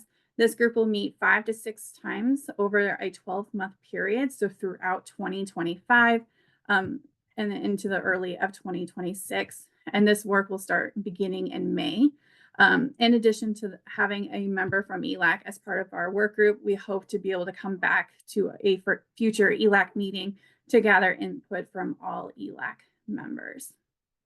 So Marlene, I'm going to pause there to see if there's any input of process for ELAC to appoint a member. It doesn't have to be done right now, but just for consideration of how that part would like to move forward. Yeah, we could, we don't have all members here today, so I want to be mindful of everybody. What we can do is create a survey to seek interest, and we'll follow up. And we'll take whoever jots their interest right now down, and we'll follow up with you directly as well. Are you just looking for one member or multiple? One member for right now, and then but we would like to come back to ELAC to gather input from the whole group as we have further identified the questions that will be best suited for this group. Yeah, we'll create some sort of survey, send out the link, and then gather responses, and then we'll send that over to your team. How does that sound? Perfect. And let me know what details I need to provide you for that. So we're really excited about that work and the continuation of the Access and Living Wage Implementation Plan. There's several pieces that are happening there, but we know that there's a lot of need for this work, and we're excited to be going for that. With this next slide, and before I transition and hand off to Matt and Jason, I want to provide an opportunity to ask any questions that you have before we come with our questions.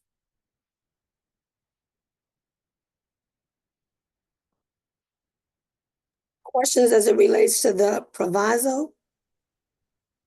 Yes, or about the facilities too, if you have some questions there. I did, but you answered the question on the timeline for that.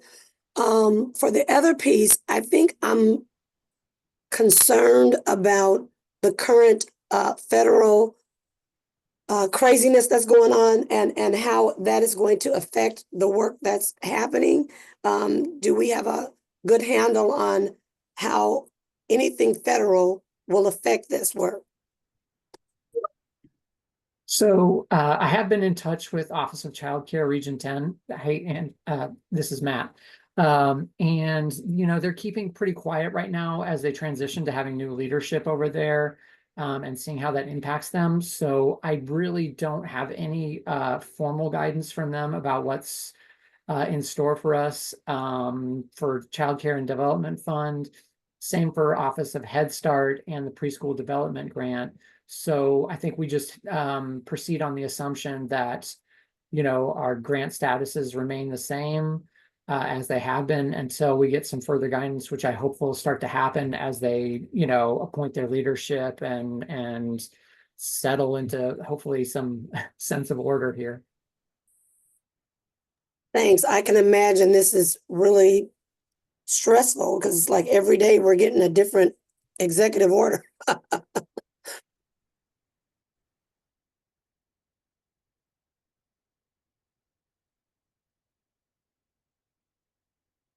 Any other questions?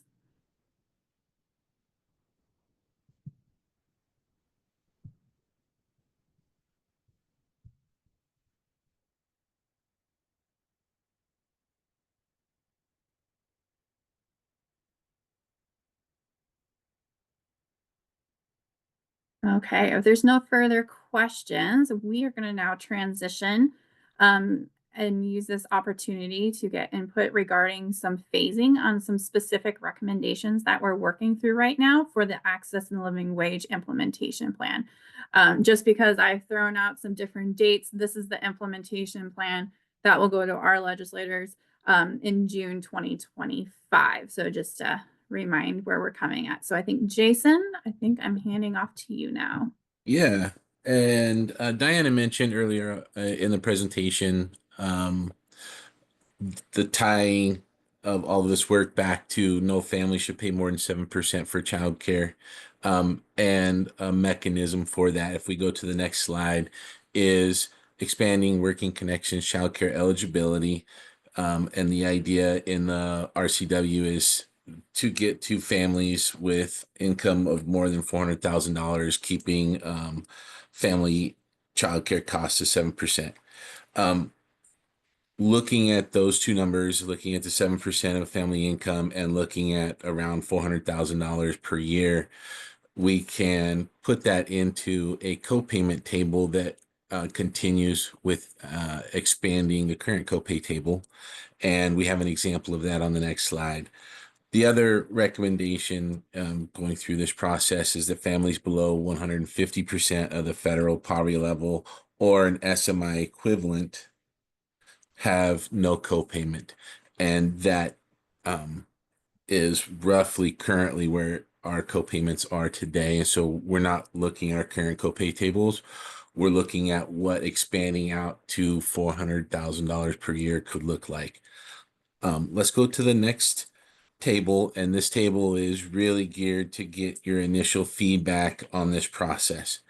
So this table has state median income columns starting at 150% state median income, and going in 50% state median income increments until a family of four goes over that $400,000 annual income number. So if we look at the very first column, the family household of one at a $600 copayment is 7% of that family's income. But then we look at a family of four for 150% state median income is a little over $16,000 per month, or just under $200,000 per year. And as we go up, the co-payments just happen to look like $600, $800, $1,000, $1,200, or $1,400 per month for families going up in 50% increments. So our desire here is, what is your initial reaction or questions or thoughts around this this model?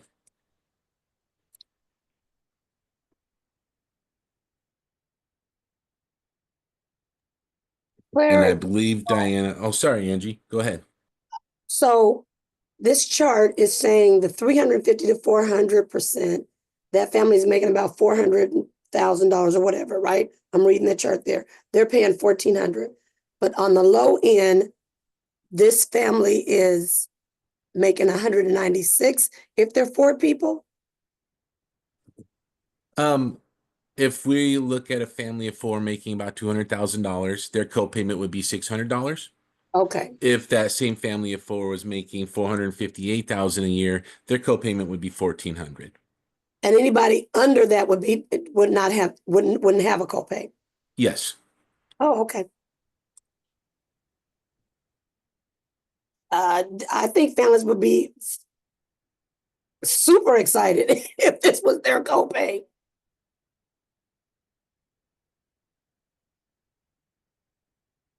That's just my thought from the families I serve. I think they would be super happy. I also agree that this would really benefit families in my area because those families that are just a little bit over the income, they pay so much for childcare that they can't really afford it. And so sometimes I'm having to give them a discount just to be able to have their kids in a safe space right now. So thank you.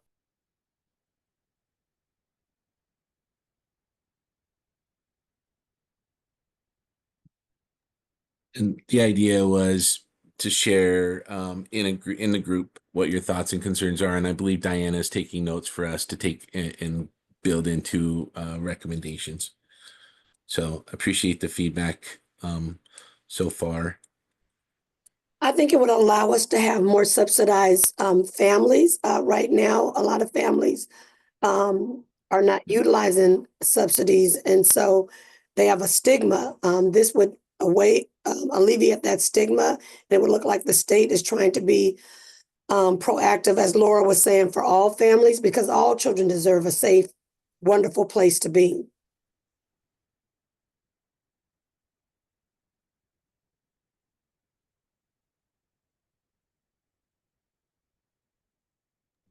I hear a lot of feedback on the family perspective. How is there any perspective from the provider perspective regarding like participating in subsidy and having families with these copays?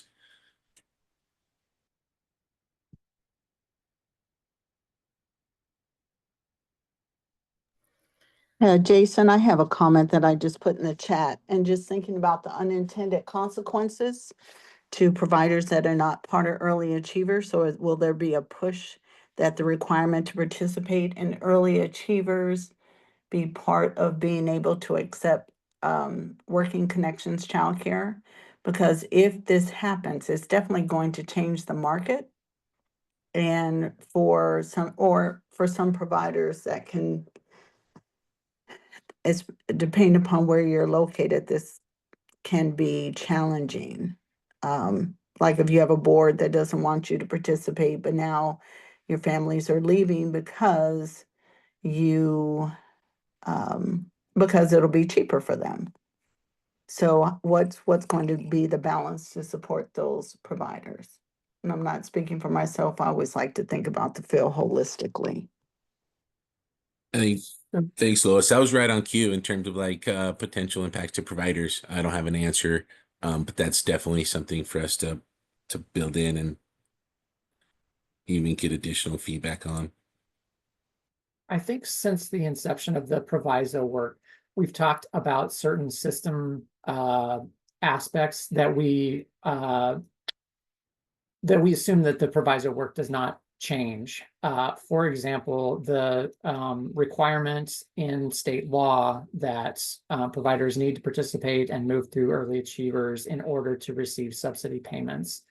Unless Diana shakes her head no at me, I think that we maintain that assumption along with the assumption that current licensing standards apply as well, and some of the other system pieces that have always been a part of the framework. Yes, thanks, Matt, for that.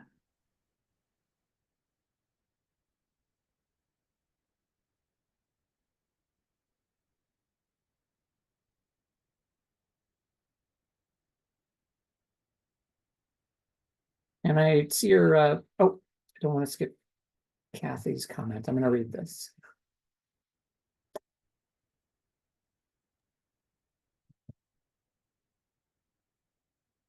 And While you're doing that, Matt, Lois, you have a comment or question about the aspirational 7% goal be separated from the wage increase goal. The wage increase, is that specific to subsidy eligibility, or is that wage increase for early learning or early learning staff? For early learning staff, since it's for whatever reason wrapped up together, which is going to lead to a very big fiscal note. So I'm just wondering, what was the logic behind combining both of these aspirational programs together and not separating them out so they can have their own fiscal note? We definitely want to help families, but we also want to be able to pay staff more. And so I'm just wondering if we can have the cart before the horse. For this specifically, we're just looking at family eligibility income and what a family copay would be. We're not quite getting into the impacts to staff wages specifically. So I think there is still two tracks of how do we increase wages and get to the cost of care and living wage work that's also running in parallel with this. And the next question around the fiscal note for these options, we haven't got to the fiscal note and what the potential cost for these is just yet. That'll be very dependent on the state of childcare at the end, childcare subsidy specifically at the end of lead session. Thanks, Jason. I'll just add to, in the implementation plan, our recommendations will have some costs associated to that. And so there's modeling still being done of what that will look like. And we recognize that this will take investments that will happen over time. So we're looking at the scalability based on investments, if this is a slower ramp up or if a faster ramp up based on those investments over time. So the proviso does have them together, but as Jason alluded to, this particular slide is just focused on co-payments for families as we look to make it where families are paying no more than that 7%. Are there any other comments or questions that we should consider for this recommendation? Go ahead, Laura. I was just wondering if you guys have thought about the need for more EA coaches, if that will still be a requirement, and the idea of funding those people a livable wage also, so that way there's not so much turnover, because there's a lot of turnover and coaches are spread too thin. So my EA coach is serving 60 people, whereas my ECAP coach is only serving like 6 providers, right? So if you're going to expect to expand this program, then we need to retain coaches, and they also deserve a livable wage. So that's just my 2 cents. Thank you, Laura, for that. And we are considering the expansion of early achievers coaches in the infrastructure supports. So I do appreciate you sharing that, as also for them to be considered with the living wage component.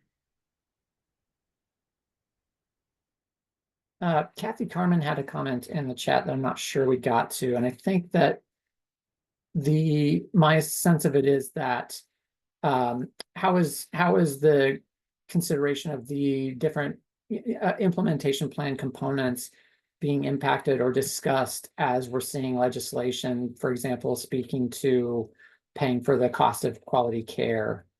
I think as the earlier slide pointed out, we're paying close attention to the legislation we're seeing and the direction that the legislature will head. That said, the proviso language is the proviso language, and that hasn't changed, and it calls for us to provide an implementation plan that would move us toward living wage and benefits for providers, as well as no family paying more than 7%. What kind of timelines and phasing that those recommendations could include. is certainly impacted by what we're seeing develop in the legislature, but that's a moving situation as we speak. So we're all learning as we go and seeing the direction the legislature takes. Diane, I don't know if you have more to say about that, or Jason, but that was kind of my sense of a vague answer to that question, admittedly. No, that was great, Matt. And I'll just add to that's why we did a status update to share the direction that DCYF is going.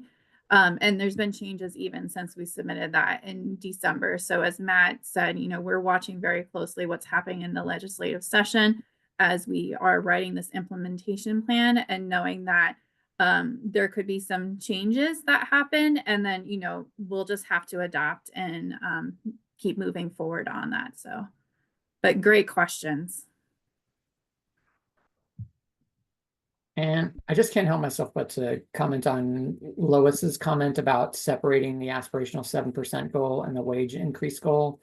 I guess in my mind, maybe this is nothing new, but these are sides of the same coin in some sense, that if we're going to get providers and their staff to a living wage, the subsidy rate has to increase and more families have to be receiving subsidies so that the providers see that revenue at that cost of quality level, so that they have the basis for, you know, supporting their staff with those living wages. And I think that's why you saw in our decision packages, you know, are trying to advance the priorities on both sides, both the eligibility and the payment to the provider, because they're both playing into how the sustainability of these programs.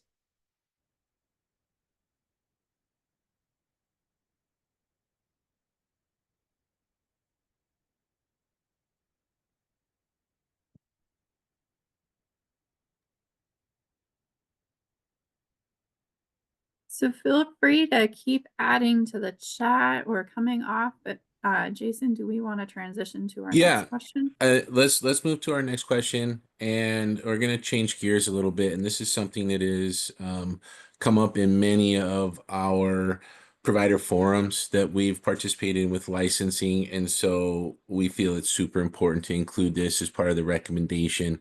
And this is, how do we ensure families and children with special needs increase and have access based on support for children with special needs, but also there's kind of a unique there's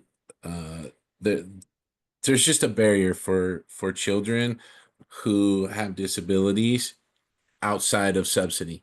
So there's only a special needs payment or a special needs rate when children are participating in subsidy. So step one is establishing a family's eligibility, and how do we support that? The idea here is, do we create a categorical eligibility, meaning for children with disabilities, they are automatically eligible for working connections childcare. And additional ways we can support children with special needs is simplify our level 1 special needs rates based on approving a level 1 only based on a provider application. For those of us who are providers who work through this process, we know that there's a provider application, but then also a medical documentation piece that is that the family has to provide. And that's a lot of where delays come. And then the other option, as we consider different ways to expand eligibility and access, is increasing level 2 rates. The idea here is getting feedback on what you think about these, and if you were going to prioritize some of these, where would we prioritize them in order? And Angie, I see your hand. Jump right in. This is near and dear to my heart, and I've been working with it for years. I don't necessarily disagree with the way we do it now. I just think it is, when it puts too much effort on the family, filling out all the forms and not working with us in a collaborative. So that's number one. It's very difficult. Number two, once you do get the rate approved, then that child could, by the timeline of you getting it approved, they could be moving to another center, and you've done all the work to get there. So that needs to be looked at. The third piece is special needs or children with disabilities is a big term. And so what do we mean? Because children with IEPs, that's one thing, but then you have children, there's varying degrees of children with IEPs that need something different versus my student I have right now who's missing a chromosome and he's an infant and won't be able to walk probably till he's 3 or 4. Totally different set of issues.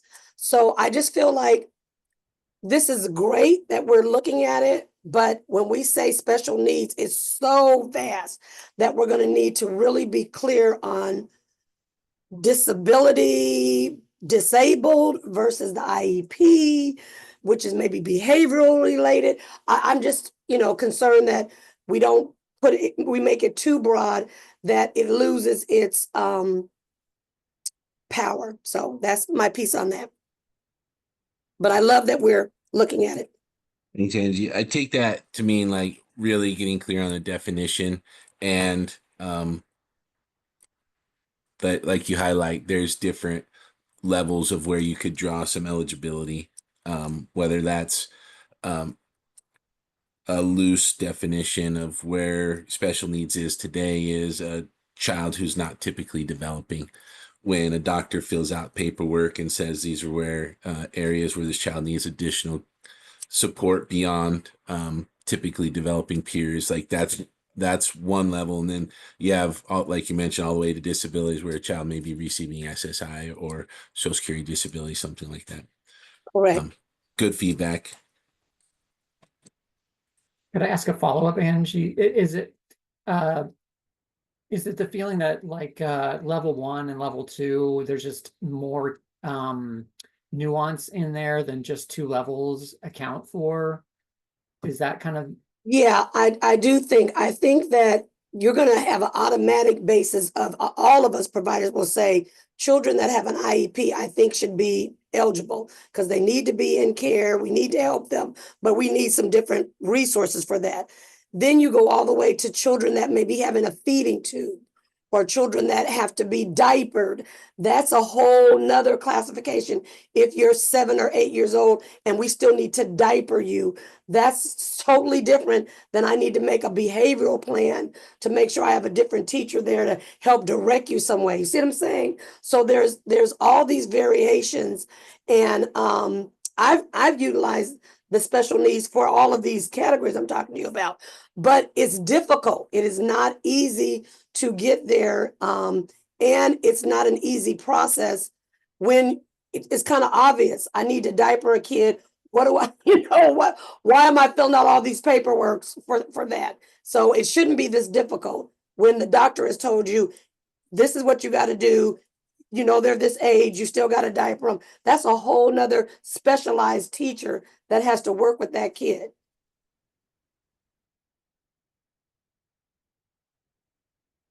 I saw Sharice has had her hand up for a while, so I just want to flag that. No, thank you. This is the whole reason why I continue to show up in these spaces, right? Because of the fact that I was that parent that went through so many different type of childcare providers, because of the fact that this directly addressed my son's needs, right? Like I would be forthcoming. I would tell people that,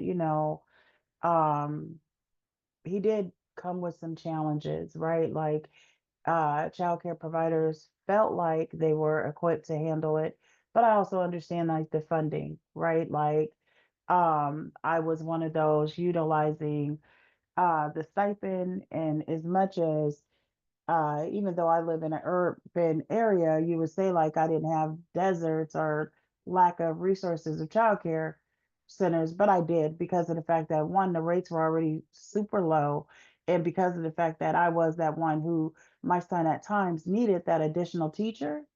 How it would come back for me was that note in the cubby that this wasn't a good fit. Now just imagine, how do I keep a job? How do I keep maintaining everything else if these childcare providers aren't given that additional stipend to be able to support them? their safety, my son's safety, and the other children's safety. Um,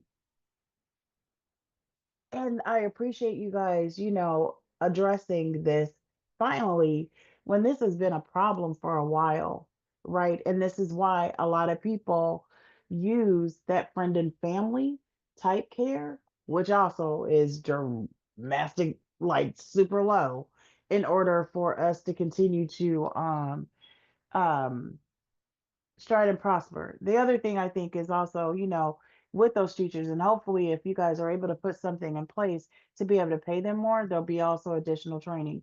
Because the other thing that I think on the back end that people also don't talk about for our kids, just like we talk about the school to prison, for my son, it started in preschool.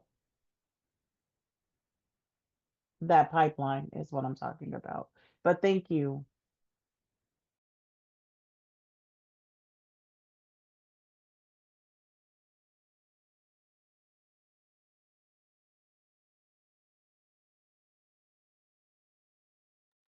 I just want to add, so I just kind of want to reiterate both points that was made, the one Sharice and Angie. I think Angie really truly made a really good had questions that kind of triggered thought for me. But concerning the IEP, I think it's important to note that not all individuals have it, especially at that age, that younger age. And so just kind of keeping those things in mind. But my question goes to kind of the equity piece. So are we requiring a doctor's note to kind of confirm that that information, that that child have a delay or a disability, or is it something that,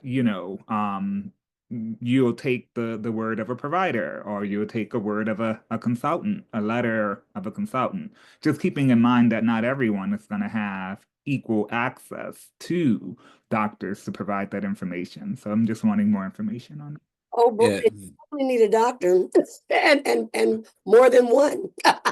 yeah, Angie's right, and we're kind of blending the area between what current process and eligibility is and what aspirational eligibility could be.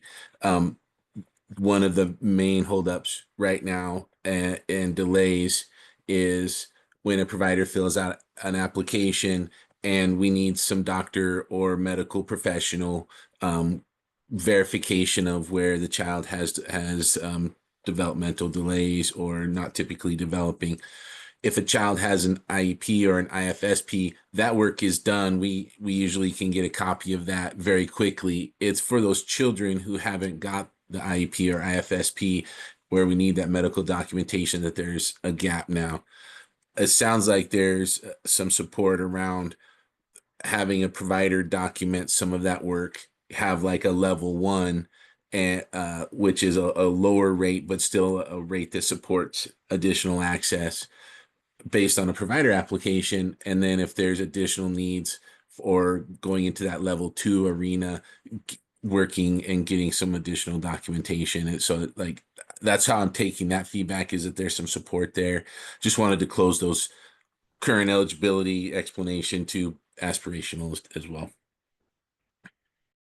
And just to follow up, will we give consideration, or will you give consideration to ASQ and some of these other developmental screenings that could kind of show similar things to an IEP?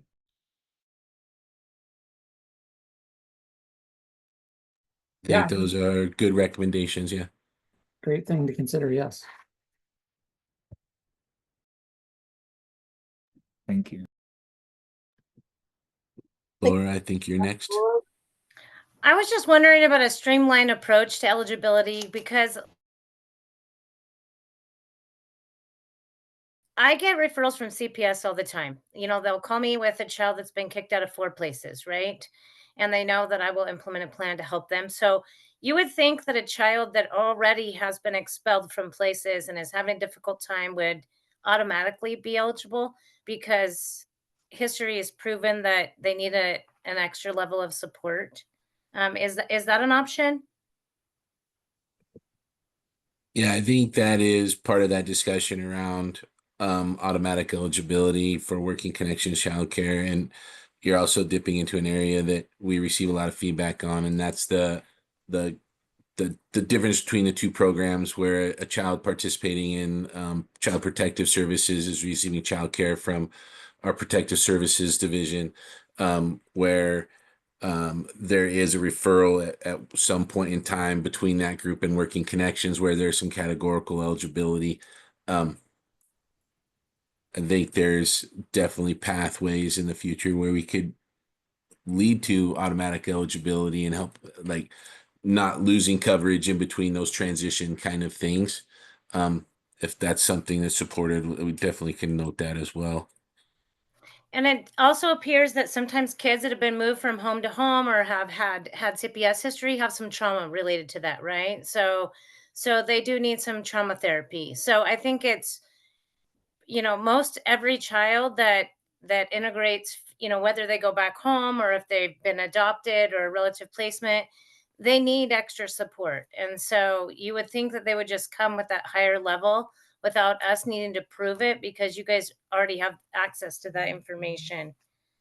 The other thing I was wondering is if you guys had ever thought about having special needs attached to a facility rather than just an individual child. Because sometimes what I need is a behavioral therapist for multiple kids, right? Or an extra teacher in a classroom so that I can have the ratio down that supports 3 or 4 kids. Yeah, there is definitely options for additional funding for centers. To clarify very specifically, the special needs eligibility under Working Connections is tied to the child, and that is based on the requirements for our federal funding and our CCDF plan. We'd have to explore different ways of looking at how to support providers with those additional services, just to really focus on special needs being tied back to the child and the family and the child eligibility. All right, thank you.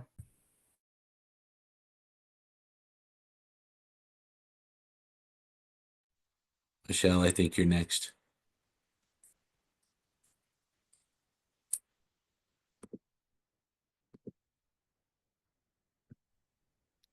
I saw Michelle with the hand raised and then she disappeared. You still there, Michelle? I would caution you with the ASQ to really look at who's administrating the ASQ. It's just used not as widely as we'd like, but it's used in a variety of circumstances where sometimes it will look like there's really a problem, but there really isn't. There's a minor information that parents need in order to improve scores on that. So I would hate to use something that then would backfire on you in the long run. Thanks very much. Yeah, thank you. Angie, I think you were starting to jump in earlier. I just want to make sure that you wanted to jump back in if you still had something to share. No, I think I was just trying to say I saw Laura's hand up, but I'm good. Cool. Thank you, Angie. I don't know how we're doing for time, but I think this has been really helpful, and we've got a lot of feedback and a lot of what I can see is a lot of support. Yeah, thanks, Jason, for helping with that conversation. I just want to say thank you all for having us today to share and provide this feedback. We continue to work on these recommendations and getting through some of those details of what this could really look like with implementation and knowing where we're at and where we would love to be able to go in the future. Again, this implementation plan will come out in June of 2025 with that facilities work happening just at the same time and gearing up. So I really look forward to hearing back from Marlene as to who from ELAC will be able to join us, and then being able to bring back this work to this group in the future as well. I do want to pause and see if Nicole wanted to share anything related to this work specifically. Thank you. I want to thank the team for their work on this, and I want to thank you all for the great ideas and innovations that you're putting forward related to this. And I just also want to take a moment and remind us as we're looking at this that part of what we're really talking about is our North Star. our North Star for what access to childcare and having a living wage would look like in Washington state. And just want to recognize as we're doing this work, some of the space that we're in as we're also talking about budget reductions. And so we want to continue to have the conversation around what does this look like when we're in a good financial state. But I also just want to acknowledge sort of where we're at financially as a state as well. And so please know that we are taking all of this in as we look at, again, putting the implementation plan forward. So just wanted to put that note out there. We're trying to, I think, balance, like I said, the aspirational and making sure everybody has what they need, and then the reality of where we are with budgets in Washington state. So thank you all again for sticking with us through that, for the care that you're providing to kids and families, and for helping us really think through how we can make this better. Greatly appreciated.